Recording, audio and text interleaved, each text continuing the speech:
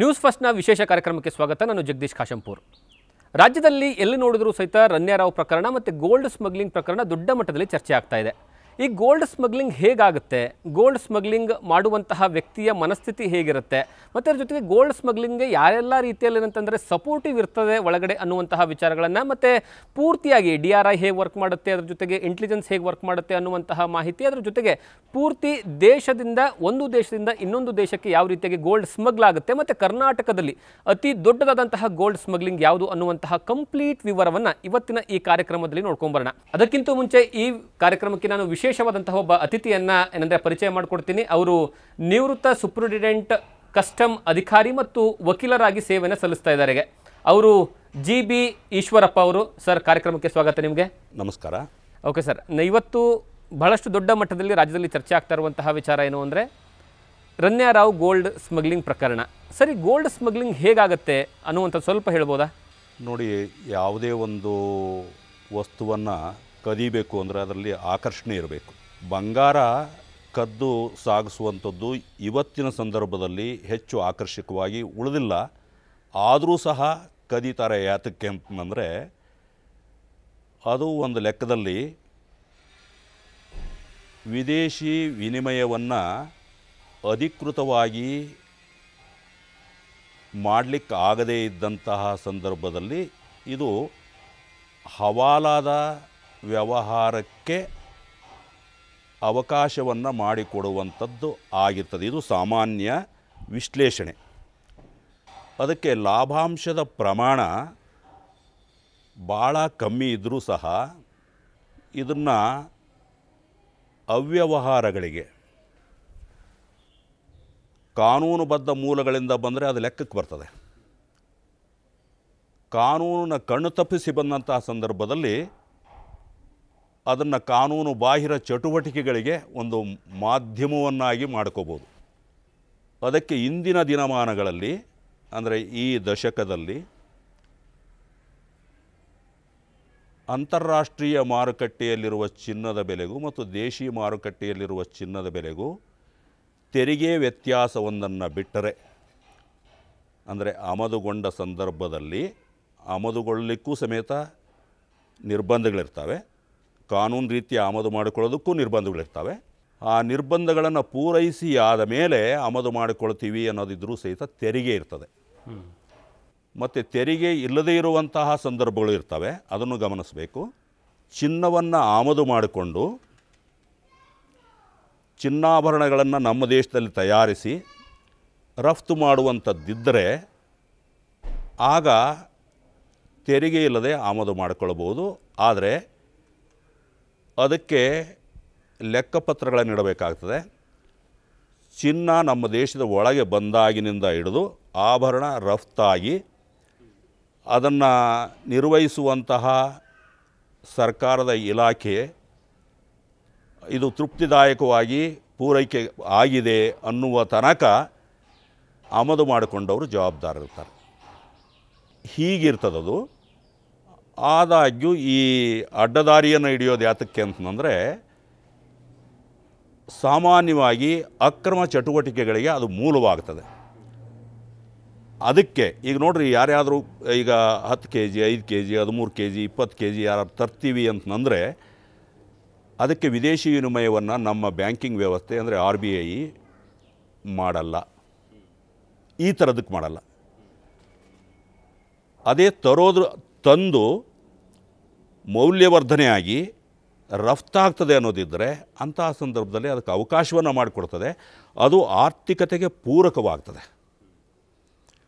ಇಲ್ಲೊಂದಿಷ್ಟು ರಿಯಾಯಿತಿ ಕೊಟ್ಟಾಗ ಉತ್ಪಾದನೆಗೊಂಡು ಮೌಲ್ಯವರ್ಧನೆಯಾಗಿ ಅದು ರಫ್ತಾದಾಗ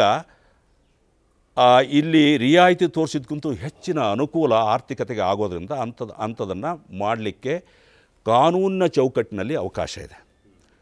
ಅದಕ್ಕೆ ಮೀರಿದ್ದು ಅಂದರೆ ಆ ಚಟುವಟಿಕೆಗೆ ಅದು ಉಪಯೋಗ ಆಗಲ್ಲ, ಬೇರೆದಕ್ಕೆ ಉಪಯೋಗ ಆಗ್ತದೆ. ಅಂದರೆ ಯಾವ ಚಟುವಟಿಕೆ ಅಂತ ಹೇಳೋದು ಸ್ವಲ್ಪ ಕಷ್ಟ, ಅಕ್ರಮ ಅಂತ ನಾನು ಹೇಳಿದ್ದೀನಿ. ಅದಕ್ಕೇ ಈಗ ತುಂಬ ಜನರಿಗೆ ಕ್ವಶನ್ ಇರುವಂಥದ್ದು, ಸರ್, ಒಂದು ವಿದೇಶಕ್ಕೆ ನಾನು ಹೋಗಿರ್ತೀನಿ, ವಿದೇಶದಿಂದ ಎಷ್ಟು ಬಂಗಾರವನ್ನು ನಾನು ತೆಗೆದುಕೊಂಡು ಬರಬಹುದು? ಯಾಕಂದರೆ ತುಂಬ ಜನರಿಗೆ ತುಂಬ ಒಂದೊಂದು ಕನ್ಫ್ಯೂಷನ್ಸ್ಗಳಿದ್ದಾವೆ. ಮತ್ತು ನಾನು ಮ್ಯಾಕ್ಸಿಮಮ್ ಅಂದರೆ ಎಷ್ಟು ಪ್ರಮಾಣ ಬಂಗಾರವನ್ನು ತೆಗೆದುಕೊಂಡು ಬರ್ಬೋದು ಭಾರತಕ್ಕೆ ಅಂತ? ನೀವು ಹೊರಗಿದ್ದು ದೇಶದ ಹೊರಗೆ 1 ವರ್ಷಕ್ಕಿಂತಲೂ ಹೆಚ್ಚು ಕಾಲ ಇದ್ದು ಬರೋದಿದ್ದರೆ ಪುರುಷ ಪ್ರಯಾಣಿಕನಿಗೆ ಅಲ್ಲಿ ಜೆಂಟ್ಲ್ಮನ್ ಅಂತ ಬಳಸ್ತಾರೆ. ಅದನ್ನು ಎಲ್ಲಿಯೂ ಅದೇ ಕಾಯ್ದೆಯಲ್ಲಿ ವ್ಯಾಖ್ಯಾನ ಮಾಡಿಲ್ಲ. ಆದರೆ ಒಂದು ನ್ಯಾಯಶಾಸ್ತ್ರದಲ್ಲಿ ಜೆಂಟ್ಲ್ಮನ್ ಯಾರು ಅನ್ನೋದು ವ್ಯಾಖ್ಯಾನ ಆಗಿರ್ತದೆ. ಅವರು ಬರುವಂತಹ ಸಂದರ್ಭದಲ್ಲಿ 20 ಗ್ರಾಮ್ನಷ್ಟು ಮತ್ತು ಬೆಲೆ 50,000 ಮೀರದಷ್ಟು ಚಿನ್ನವನ್ನು ತರಬಹುದು ಅಂತ ಇದೆ.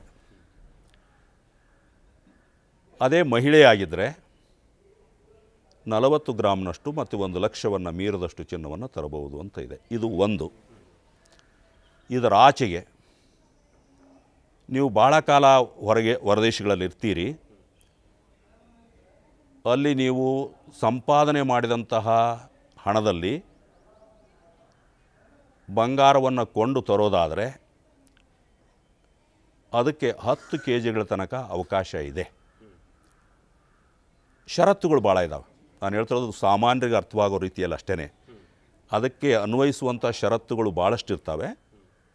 ಮುಖ್ಯವಾದದ್ದು ಏನು ಅಂತಂದರೆ, ಅವರು ಆ ಬಂಗಾರವನ್ನು ಕೊಳ್ಳಲಿಕ್ಕೆ ಬೇಕಾದಂತಹ ಹಣವನ್ನು ಹೊರದೇಶದಲ್ಲೇ ಅವರು ಕಳಿಸಿರಬೇಕು. ಅದರಿಂದಲೇ ಆ ಬಂಗಾರವನ್ನು ಕೊಳ್ಳಬೇಕು. ತರುವ ಸಂದರ್ಭದಲ್ಲಿ ಘೋಷಿಸಿಕೊಳ್ಬೇಕು. ಘೋಷಿಸಿಕೊಂಡಾದ ಮೇಲೆ ಅದಕ್ಕೆ ನಿಗದಿತ ತೆರಿಗೆಯನ್ನು ಸಂದಾಯ ಮಾಡಬೇಕು. ಆ ತೆರಿಗೆಯನ್ನು ಸಹಿತ ವಿದೇಶಿ ವಿನಿಮಯದಲ್ಲೇ ಸಂದಾಯ ಮಾಡಬೇಕು. ಹೀಗಿದ್ದರೆ ಅಷ್ಟನ್ನು ತರಲಿಕ್ಕೆ ಅವಕಾಶ ಇದೆ. ಓಕೆ, ನೀವು ಹೇಳಿದ್ರಿ ಅಲ್ಲಿರುವಂತಹ ಏನಂದರೆ ವಿದೇಶಿ ವಿನಿಮಯದ ಮೂಲಕವಾಗಿ ತೆಗೆದುಕೊಂಡು ಬಂದು ನಂತರ ಅದನ್ನೇನಾದರೂ ಘೋಷಿಸಿಕೊಂಡು ತದನಂತರ ಇಲ್ಲಿಗೆ ತೊಗೊಂಬರ್ಬೇಕು ಅಂತ ಹೇಳಿದ್ರಿ. ಬಟ್ ಇಲ್ಲಿ ರನ್ಯಾರಾವ್ ಪ್ರಕರಣದಲ್ಲಿ ದುಬೈನಲ್ಲಿ ಖರೀದಿ ಆಗುತ್ತೆ. ದುಬೈನಲ್ಲಿ ಖರೀದಿಯಾಗಿ ಅವರು ದುಬೈ ಏರ್ಪೋರ್ಟಿಂದ ಒಳಗಡೆ ಬರ್ತಾರೆ. ಒಳಗಡೆ ಬಂದು ಭಾರತಕ್ಕೆ ಎಂಟ್ರಿನ ಕೊಡ್ತಾರೆ. ಬಟ್ ಇಲ್ಲಿಗೆ ಬಂದ ಮೇಲೆ ಅವ್ರು ಸಿಗಾಕೊಂಡಿದ್ದು. ಬರೋಕ್ಕಿಂತ ಮುಂಚಿತವಾಗಿ ಅಲ್ಲಿ ಚೆಕಿಂಗ್ ಆಗೋದಿಲ್ವಾ ಸರ್? ಅಲ್ಲಿ ವಿದೇಶದಲ್ಲಿ ಅಂದರೆ ದುಬೈಯಲ್ಲಿ ಚೆಕಿಂಗ್ ಆಗೋದಿಲ್ವಾ? ಅಥವಾ ಅಲ್ಲಿನ ಪ್ರೊಸೀಜರ್ಸ್ಗಳು ಏನಿರ್ತವೆ? ಮತ್ತು ಅಲ್ಲಿ ಹೇಗೆ ಅವರು ವಿಮಾನದ ಒಳಗಡೆ ಆ ಬಂಗಾರವನ್ನು ತೆಗೆದುಕೊಂಡು ಬರೋಕ್ಕೆ ಸಾಧ್ಯ ಆಯಿತು? ನಿಮಗೆ ಸಾಮಾನ್ಯ ಉತ್ತರವನ್ನು ಕೊಡ್ತೀನಿ ಇದಕ್ಕೆ. ಎಲ್ಲ ದೇಶಗಳ ಕಾನೂನು ಕಟ್ಟಳೆಗಳು ಒಂದೇ ಇರೋದಿಲ್ಲ. ಸಾರ್ವಭೌಮ ರಾಷ್ಟ್ರಗಳಿರ್ತವೆ. ಕೆಲವು ಮುಕ್ತ ಮಾರುಕಟ್ಟೆಗಳಿರ್ತವೆ, ಕೆಲವು ನಿರ್ಬಂಧಿತ ಮಾರುಕಟ್ಟೆಗಳಿರ್ತವೆ. ಈಗ ನಮ್ಮ ದೇಶದ್ದೇನಾಗಿದೆ, ಈ ವಿಷಯಕ್ಕೆ ಸಂಬಂಧಿಸಿದಂತೆ ಹೇಳೋದಾದರೆ ನಿರ್ಬಂಧಿತ ಮತ್ತು ನಿಷೇಧಿತ ಮಾರುಕಟ್ಟೆ ಮತ್ತು ಮುಕ್ತ ಮಾರುಕಟ್ಟೆ ಮೂರೂ ಹೇಳ್ತೀನಿ ನಾನು. ಎಲ್ಲಿ ನಿಷೇಧಿತ ಅದನ್ನು ತೀರ್ಮಾನಿಸುವಂತಹ ಅಧಿಕಾರ ಯಾರು ಅದನ್ನು ನಿರ್ಣಯಿಸ್ತಾರೆ, ಅಂದರೆ ಅಡ್ಜುಡಿಕೇಟ್ ಮಾಡ್ತಾರೆ, ಅವರಿಗೆ ಇದು ಪ್ರಾಹಿಬಿಟೆಡ್ಡಾ ಅಥವಾ ರಿಸ್ಟ್ರಿಕ್ಟೆಡ್ಡಾ ಅಥವಾ ಫ್ರೀಲಿ ಇಂಪೋರ್ಟೆಬಲ್ಲ ಅನ್ನೋದನ್ನು ಈಗ ನಿಮಗೆ ಹೇಳಿದೆ. 20 ಗ್ರಾಮ್ದು ಹೇಳಿದೆ, ಅದು ಮುಕ್ತವಾಗಿ ನೀವು ತರಬಹುದಾದ್ದು. 40 ಗ್ರಾಮದನ್ನು ಹೇಳಿದೆ, ಅದು ನೀವು ಮುಕ್ತವಾಗಿ ತರಬಹುದಾದ್ದು. ಇನ್ನೂ ಕೆಲವೊಮ್ಮೆ ಏನಾಗ್ತದೆ, 100 ಗ್ರಾಮ್ ತರ್ತಾರೆ ಯಾರೋ ಒಬ್ಬರು. ಅವ್ರಿಗೆ ಹೋಗೋದಕ್ಕಿಂತ ಮುಂಚೆ ಏನಾಗುತ್ತೆ, ಬಂಗಾರ ತರಬಹುದು ಅಂತ ಯಾರೋ ಹೇಳಿರ್ತಾರೆ. ಅಮಾಯಕರು ಇರ್ತಾರೆ ಕೆಲವರು. ಅಲ್ಲಿ ಅವ್ರ ಮಕ್ಕಳು ಯಾರೋ ಕೆಲಸ ಮಾಡ್ತಿರ್ತಾರೆ, ಕೊಡಿಸ್ತಾರೆ, ಇವ್ರು ತಗೊಂಬರ್ತಾರೆ. ವಿದೇಶಿ ವಿನಿಮಯವು ಖರ್ಚಾಗಿರೋದಿಲ್ಲ. ಈ ಹಿನ್ನೆಲೆ ಜಾಲಾಡಬೇಕಾಗುತ್ತೆ ಅವಳು. ಆದರೆ ಇಲ್ಲಿ ತರ್ತಾರೆ, ಘೋಷಿಸೋದಿಲ್ಲ, ಅವ್ರಿಗೆ ಗೊತ್ತಿರಲ್ಲ. ಅದಕ್ಕೆ ನಾನು ಹೇಳ್ತಿರೋದು, ಪ್ರಜ್ಞೆಯಿಂದ ಮಾಡಿದ್ದು ಮತ್ತು ಅಜಾಗರೂಕತೆಯಿಂದ ತಿಳಿಯದೇ ಮಾಡಿದ್ದು, ಈ ವ್ಯತ್ಯಾಸವನ್ನು ಮನಗಾಣಬೇಕಾಗ್ತದೆ. ಇದನ್ನು ನಿರ್ಧರಿಸುವಂಥವ್ರು ಯಾರು ಅಂದರೆ ಒಬ್ಬ ಸಂಪ್ರಾಪ್ತ ಅಧಿಕಾರಿ. ಅವರು ನಿಮಗೊಂದು ಅವಕಾಶವನ್ನು ಕೊಡ್ತಾರೆ ವಿವರಿಸಲಿಕ್ಕೆ. ಅದಕ್ಕಿಂತ ಮುಂಚೆ ನಿಮಗೆ ಕಾರಣವನ್ನು ಕೇಳಿ ಒಂದು ಸೂಚನೆ, ಅಂದರೆ ಶೋಕಾಸ್ ನೋಟಿಸ್ ಅಂತ ಕೊಡ್ತಾರೆ. ಅದಕ್ಕೆ ನೀವು ಉತ್ತರವನ್ನು ಕೊಡ್ತೀರಿ. ಆ ಉತ್ತರದಲ್ಲಿ ನೀವು ಪುರಾವೆಗಳನ್ನು ಒದಗಿಸಿದರೆ, ಸಮರ್ಪಕವಾಗಿ ವಿವರಣೆಯನ್ನು ನೀಡಿದರೆ, ಅಂತಹ ಸಂದರ್ಭದಲ್ಲಿ ಅದು ನಿರ್ಬಂಧಿತವೇ, ನಿಷೇಧಿತ ಆಗೋದಿಲ್ಲ. ಅದನ್ನು ಅವ್ರು ತೀರ್ಮಾನಿಸ್ತಾರೆ, ನಾನು ಹೇಳೋದಲ್ಲ. ನಾನು ಸುಮ್ಮನೆ ಹೇಗೆ ಆಗಬಹುದು ಅನ್ನೋದನ್ನು ವಿವರಿಸ್ತಾ ಇದ್ದೀನಿ ಅಷ್ಟೇ. ಅದನ್ನು ಅವರು ನಿರ್ಬಂಧಿತ ಅನ್ನೋದಾದರೆ ಆಗ ನಿಮಗೊಂದಿಷ್ಟು ದಂಡ, ಆಮೇಲೆ ಒಂದಿಷ್ಟು ಆ ಮಾಲನ್ನು ನಿಮಗೆ ಬಿಟ್ಟು ಕೊಡಲಿಕ್ಕೆ ಸರ್ಕಾರ ಇನ್ನೊಂದಿಷ್ಟು ಮೊತ್ತವನ್ನು ತಗೊಳ್ತದೆ. ಅದನ್ನು ರಿಡಂಪ್ಷನ್ ಫೈನ್ ಅಂತ ಕರೀತಾರೆ. ಅದನ್ನು ಸಮೇತ ಕಟ್ಟಿಸಿಕೊಂಡು ನಿಮಗೆ ಅದನ್ನು ಬಿಡಲೂಬಹುದು. ಮತ್ತು ಅದನ್ನು ಅವರು ತಂದಿರೋ ರೀತಿ ಹೇಗಿದೆ ಅನ್ನೋದು ಭಾಳ ಮುಖ್ಯ. ಕಾಣಿಸ್ದಂಗೆ ಅಡಗಿಸಿಟ್ಕೊಂಡು, ಅಂದರೆ ಅವರಿಗೆ ಇದನ್ನು ಹೀಗೆ ತಂದರೆ ಕಣ್ಣಿಗೆ ಬೀಳಲ್ಲ ಅನ್ನೋದಿರ್ತದೆ. ಹಂಗಿದ್ರೆ ಅದನ್ನು ರಹಸ್ಯವಾಗಿ ಬಚ್ಚಿಡೋದು, ಅಂದರೆ ಕನ್ಸೀಲ್ಮೆಂಟ್ ಅಂತ ಹೇಳ್ತಾರೆ ಇಂಗ್ಲೀಷ್ನಲ್ಲಿ.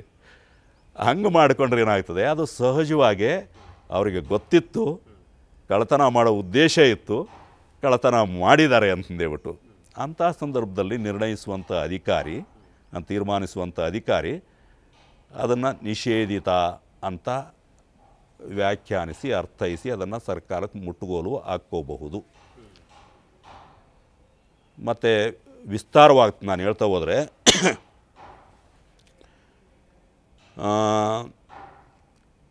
ನ್ಯಾಯಾಲಯಗಳಲ್ಲಿ ಈಗಾಗಲೇ ಇತ್ಯರ್ಥವಾಗಿರೋ ಕೆಲವು ಪ್ರಕರಣಗಳಲ್ಲಿ ಕೆಲವೊಂದು ಸಂದರ್ಭಗಳನ್ನು ಸಾಮಾನ್ಯ ಮನುಷ್ಯ ಏನು ಅರ್ಥ ಮಾಡ್ಕೊಳ್ತಾನಲ್ಲ, ಇದು ನಿಷೇಧಿತ ಇರಬಹುದು ಅಂತಂದೇಳ್ಬಿಟ್ಟು ನ್ಯಾಯದ ಚೌಕಟ್ಟಿನ ಅಥವಾ ಕಾನೂನಿನ ಚೌಕಟ್ಟಿನಲ್ಲಿ ನ್ಯಾಯ ನಿರ್ಣಯಿಸುವಂತಹ ಸಂದರ್ಭದಲ್ಲಿ ಅವರು ಬೇರೆಯದೇ ಆದ ರೀತಿಯಲ್ಲಿ ನೋಡ್ತಾರೆ. ಆ ವ್ಯಕ್ತಿಯ ಹಿನ್ನೆಲೆ ಮತ್ತು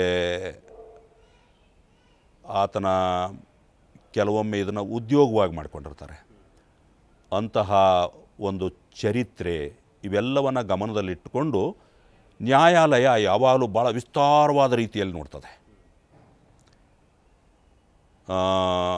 ಕಾರ್ಯಾಂಗ ನೋಡೋದಕ್ಕೂ ನ್ಯಾಯಾಂಗ ನೋಡೋದಕ್ಕೂ ವ್ಯತ್ಯಾಸ ಇರ್ತದೆ. ಮುಗ್ಧನನ್ನು ತೊಂದರೆಗೆ ಈಡು ಮಾಡಬಾರ್ದು ಅನ್ನೋ ದೃಷ್ಟಿಯಿಂದ ನ್ಯಾಯ ವ್ಯವಸ್ಥೆ ನೋಡ್ತದೆ. ಮತ್ತು ಅವರಿಗಿರೋ ಅನುಭವ, ಅಂದರೆ ನ್ಯಾಯಾಂಗಕ್ಕಿರೋ ಅನುಭವ ಬೇರೆಯದು. ಕಾರ್ಯಾಂಗಕ್ಕಿರೋ ಅನುಭವ, ಅದರ ವ್ಯಾಪ್ತಿ. ಮತ್ತು ಏನಾಗ್ತದೆ, ಅಧಿಕಾರಿಗಳು ನ್ಯಾಯಾಂಗ ವಿಸ್ತರಿಸಿ ನೋಡುವಷ್ಟು ನೋಡಲಿಕ್ಕೆ ಆಗೋದಿಲ್ಲ, ನೋಡಲೂಬಾರದು ಅನ್ನೋದೇ ಇರ್ತದೆ. ಅದಕ್ಕೆ ಅದನ್ನು ಅನುಷ್ಠಾನ ಅಧಿಕಾರಿಗಳು, ಅಂದರೆ ಎನ್ಫೋರ್ಸ್ಮೆಂಟ್ ಆಫೀಸರ್ಸ್ ಅಥವಾ ಎಕ್ಸಿಕ್ಯೂಟಿವ್ ಆಫೀಸರ್ಸ್ ಅಂತ ಕರೀತಾರೆ ಅವ್ರನ್ನ. ಇದು ಈ ಮಿತಿ ನ್ಯಾಯಾಂಗಕ್ಕಿರಲ್ಲ. ನ್ಯಾಯಾಂಗ ಒಂದು ಪದವನ್ನು ಅದು ಬ್ರಹ್ಮಾಂಡದಷ್ಟು ವಿಸ್ತರಿಸಿ ಹೇಳ್ಬೋದು. ಕೆಲವೊಮ್ಮೆ ವಿಸ್ಮಯ ಆಗ್ತದೆ, ಇದನ್ನು ಹೀಗೆ ತಿಳ್ಕೊಬೋದಾಗಿತ್ತಾ ಅಂತಂದೇಳ್ಬಿಟ್ಟು. ಸರಿ, ಈ ವಿಚಾರಕ್ಕೆ ಸಂಬಂಧಪಟ್ಟ ಹಾಗೆ ಮುಂದಿನ ಹಂತದ ವಿಚಾರವಾಗಿ ಹೇಳಬೇಕಾದ್ರೆ, ಹೇಳಿ. ರಣ್ಯರಾವ್ ಏನೋ ಭಾರತಕ್ಕೆ ಎಂಟ್ರಿ ಕೊಟ್ಟರು, ಬೆಂಗಳೂರಿಗೆ ವಿಮಾನ ನಿಲ್ದಾಣಕ್ಕೆ ಬಂದರು.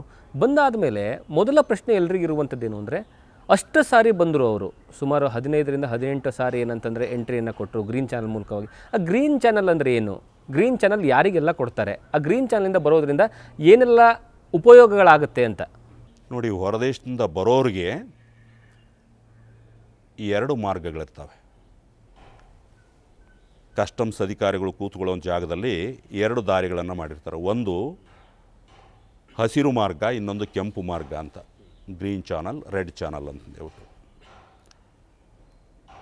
ಒಬ್ಬ ವ್ಯಕ್ತಿ ತನ್ನಲ್ಲಿ 20 ಗ್ರಾಮ್ನಷ್ಟು ಬಂಗಾರ ಇದೆ, ಆತ 1 ವರ್ಷಕ್ಕಿಂತಲೂ ಹೆಚ್ಚು ಕಾಲ ಇದ್ದಾನೆ. ಘೋಷಿಸ್ಕೋಬೇಕು. ಘೋಷಿಸೋದಕ್ಕೆ ಎಲ್ಲಿ ಹೋಗಬೇಕು? ಮತ್ತು ನೀವು ಅಧಿಕಾರಿಗಳ ಹತ್ರನೇ ಹೋಗಬೇಕು. ಅಲ್ಲಿ ಒಂದು ಘೋಷಣಾ ಪತ್ರ ಇರ್ತದೆ. ಅದನ್ನು ಸಾಮಾನ್ಯವಾಗಿ ನಿಮಗೆ ವಿಮಾನದಲ್ಲೇ ವಿಮಾನ ಇಳಿಯೋದಕ್ಕಂತೂ ಮುಂಚೆನೇ ಒಮ್ಮೆ ವಿಮಾನದ ಸಿಬ್ಬಂದಿ ಏನಿರ್ತದೆ, ಆ ಸಿಬ್ಬಂದಿಯವರು ನಿಮಗೆ ಹೇಳ್ತಾರೆ, ಸಾಮಾನ್ಯವಾಗಿ ಹೇಳ್ತಾರೆ. ಕೆಲವೊಂದು ವಿಮಾನಗಳಲ್ಲಿ ಹೇಳಲಿಕ್ಕಿಲ್ಲ, ಅದನ್ನು ನಾನು ಹೇಳಲ್ಲ.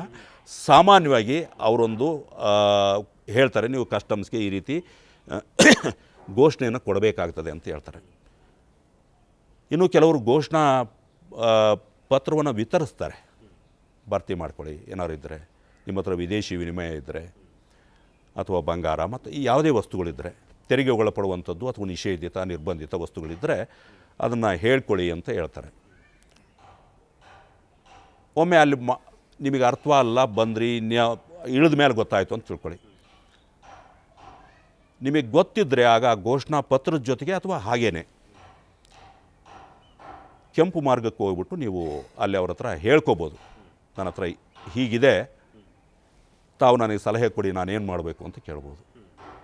ಸಾಮಾನ್ಯವಾಗಿ ಅವರು ಸರಿಯಾದ ದಾರಿಯನ್ನು ತೋರಿಸ್ತಾರೆ. ಅದು ಕೆಂಪು ಮಾರ್ಗ. ನಿಮ್ಮಲ್ಲಿ ಏನೂ ಇಲ್ಲ, ನಿಮ್ಮಲ್ಲಿ ಮೈಮೇಲಿನ ಬಟ್ಟೆ, ಬಹುಶಃ ಒಂದು ಮೊಬೈಲ್ ಇರ್ತದೆ, ಒಂದು ಗಣಕ ಯಂತ್ರ ಇರ್ಬೋದು, ಈ ಥರ ಏನಾದ್ರು ಸ್ವಲ್ಪ ಇದ್ದರೆ ಅಥವಾ ಉಪಯೋಗಿಸಿದ ಬಟ್ಟೆಗಳು ಇಂಥವೆಲ್ಲ ಇರ್ತವೆ. ನಿಮ್ಮ ದಿನನಿತ್ಯದ ಉಪಯೋಗ ಬರುವಂಥ ವಸ್ತುಗಳು ಕೆಲವು ಇರ್ತವೆ. ಘೋಷಿಸುವಂಥದ್ದು ಏನಿಲ್ಲ, ತೆರಿಗೆ ಒಳಪಡುವಂಥದ್ದು ಏನಿಲ್ಲ, ನಿಷೇಧಿತವೂ ಏನೂ ಇಲ್ಲ, ನಿರ್ಬಂಧಿತವೂ ಇಲ್ಲ. ನೀವು ಮತ್ತೆ ಅಲ್ಲಿ ಹೋಗೋದಿದ್ದರೆ ತಪಾಸಣೆಗೊಳಗಾಗಬೇಕಾಗುತ್ತೆ. ಅದಕ್ಕೆ ಸರ್ಕಾರ ಇದನ್ನು ಪ್ರಯಾಣಿಕರಿಗೆ ದಣದು ಬಂದಿರ್ತಾರೆ. ಮೊದಲೇ ಪ್ರಯಾಣದಲ್ಲಿ ದಣವಾಗಿರ್ತದೆ. ಕೆಲವರು 10 ಗಂಟೆ 20 ಗಂಟೆ 24 ಗಂಟೆಗಳ ಕಾಲ ಪ್ರಯಾಣ ಮಾಡಿ ಬಂದಿರ್ತಾರೆ. ಸಲೀಸಾಗಿ ಏನೂ ಇಲ್ಲದೆ ಇದ್ದಾಗ ಸಲೀಸಾಗಿ ಹೋಗಲಿ, ಇದ್ದವರು ಸ್ವಲ್ಪ ಕಷ್ಟಪಡಬೇಕಾಗತ್ತೆ, ಅವ್ರು ಕೆಂಪು ಮಾರ್ಗಕ್ಕೆ ಹೋಗ್ಬೇಕಾಗತ್ತೆ. ಏನೂ ಇಲ್ಲದಿದ್ದವರು ಸಲೀಸಾಗಿ ಅವ್ರ ಪಾಡಿಗೆ ಅವ್ರು ನಡ್ಕೊಂಡು ಹೋಗ್ತಾ ಇರಲಿ ಅಂತಂದೇಳ್ಬಿಟ್ಟು ಹಸಿರು ಮಾರ್ಗವನ್ನು ಮಾಡಿರ್ತಾರೆ. ಹಸಿರು ಮಾರ್ಗದಲ್ಲಿ ಬರ್ತಾರೆ. ಹೀಗಾಗಿ ಆ 2 ಮಾರ್ಗಗಳನ್ನು ಮಾಡಿರ್ತಾರೆ. ಒಂದು ಏನೂ ಇಲ್ಲದವರು ಸುಲಭವಾಗಿ ನಡ್ಕೊಂಬರಲಿ ಅಂತಂದೇಳ್ಬಿಟ್ಟು ಹಸಿರು ಮಾರ್ಗ, ಇನ್ನೊಂದು ಇದ್ದವರು ಆ ಕಡೆ ಹೋಗಿ ಘೋಷಿಸ್ಕೊಳ್ಳಿ ಅಂತಂದೇಳ್ಬಿಟ್ಟು. ಹಸಿರು ಮಾರ್ಗದಲ್ಲಿ ಬರೋರನ್ನು ಸಮೇತ ಕೆಲವೊಮ್ಮೆ ಅನುಮಾನ ಬಂದರೆ ಅಲ್ಲಿರುವಂಥ ಸೀಮಾ ಸುಂಕ ಅಧಿಕಾರಿಗಳು ಅವ್ರನ್ನ ನೀವು ಈ ಕಡೆ ಬನ್ನಿ ಅಂತ ಕರೀತಾರೆ, ನಿಲ್ಲಿಸ್ಕೊಳ್ತಾರೆ, ಕೇಳ್ತಾರೆ. ಆಗಲೂ ಸಮೇತ ಏನಾದ್ರು ಇದೆಯಾ ಅಂತ ಕೇಳಿದಾಗ ಇದೆ ಅಂತ ಹೇಳಿದರೆ ಘೋಷಿಸ್ಕೊಳ್ಳಿ ಅಂತ ಹೇಳ್ತಾರೆ. ಅಂದರೆ ಯಾವುದಾದ್ರು ತೆರಿಗೆಗೊಳಪಡುವಂಥದ್ದು ನಿಷೇಧಿತ ನಿರ್ಬಂಧಿತ ಇದ್ದರೆ ಘೋಷಿಸ್ಕೊಳ್ಳಿ ಅಂತ ಹೇಳ್ತಾರೆ. ಅಥವಾ ನೀವು ಏನು ಒಂದು ಚೌಕಟ್ಟು ಇರ್ತದೆ, ಅಲ್ಲಿ ತಂತಾನೇ ಸ್ವಯಂಚಾಲಿತವಾಗಿ ತಪಾಸಣೆ ಮಾಡುವಂಥದ್ದು ಒಂದಿರ್ತದೆ. ಅಲ್ಲಿ ಬರುವಾಗ ಅದು ಶಬ್ದವನ್ನು ಮಾಡ್ತದೆ. ಇಲ್ಲದೆ ಇದ್ರೆ ಕಸ್ಟಮ್ಸ್ ಅಧಿಕಾರಿಗಳ ಕೈಯಲ್ಲೂ ಒಂದು ದಂಡದ ಥರ ಇರ್ತದೆ, ನೀವು ನೋಡಿರಬೇಕು. ಅದು ಶೋಧ ಯಂತ್ರ.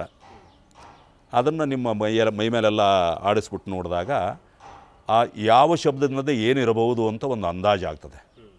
ಅದು ಕೊಡುವಂಥ ಶಬ್ದ ಏನಿದೆಯಲ್ಲ, ಆ ಶಬ್ದದ ಆಧಾರದ ಮೇಲೆ ಇಂಥದ್ದು ಇರಬಹುದು ಅಂತ ಹೇಳ್ಬಿಟ್ಟು. ಈಗ ಕೋಗಿಲೆ ಕೂಗಿದ್ರು ನಿಮಗೆ ವ್ಯತ್ಯಾಸ ಗೊತ್ತಾಗಿದೆ, ಕಾಗೆ ಕೂಗಿದ್ರು ಒಂಥರ ಆಗ್ತದೆ, ಪಾರಿವಾಳದ್ದು ಇದು ಎಂಥದ್ದು ಕೋಳಿದೊಂಥರ ಇರ್ತದೆ. ಹೀಗೆ ಅಂದರೆ ಶಬ್ದವೂ ಸಹ ಅದು ಬೇರೆ ಬೇರೆ ಬೇರೆ ಬೇರೆ ರೀತಿಯಲ್ಲಿದ್ದಾಗ ಇಂಥದ್ದಿರಬಹುದು ಅಂತ ಒಂದು ಅಂದಾಜಾಗುತ್ತೆ. ಈ ಕಾರಣಗಳಿಗಾಗಿ ನೀವು ಹಸಿರು ಮಾರ್ಗದಲ್ಲಿ ಬಂದಾಗಲೂ ಸಮೇತ ತಪಾಸಣೆಗೆ ಒಳಪಡಿಸೋದಿಲ್ಲ ಅಂತ ಏನಲ್ಲ. ಅನುಮಾನ ಬಂದರೆ ಕಸ್ಟಮ್ಸ್ನವರು ಅಲ್ಲಿಯೂ ಸಹ ನಿಮ್ಮನ್ನು ತಪಾಸಣೆಗೆ ಒಳಪಡಿಸ್ಬೋದು. ಮತ್ತು ಈ ರಣ್ಯರಾವ್ ಪ್ರಕರಣದಲ್ಲಿ ಅವರು ಎಷ್ಟು ಸಾರಿ ಹೋಗಿ ಬಂದ್ರೂ ಸಹಿತ ತಪಾಸಣೆಗೆ ಒಳಪಡದೇ ಬಂದುಬಿಟ್ರಲ್ಲ ಸರ್, ಹೇಗೆ ಸಾಧ್ಯ ಇದು? ಅಲ್ಲ, ನೀವೀಗಾಗಲೇ ಪತ್ರಿಕೆಗಳಲ್ಲೂ ಓದಿರ್ತೀರಿ ಮತ್ತು ಮಾಧ್ಯಮದ ಮೂಲಕವೂ ವಾಹಿನಿಗಳ ಮೂಲಕವೂ ಕೇಳಿರ್ತೀರಿ. ಶಿಷ್ಟಾಚಾರದ ಮೂಲಕ ಬಂದರು ಅಂತ ಎಲ್ರ ಗಮನಕ್ಕೂ ಬಂದಿರೋದು. ಅಂದರೆ ಪ್ರೋಟೋಕಾಲ್ ಮೂಲಕ ಬಂದರು ಅಂತಂದೇಳ್ಬಿಟ್ಟು.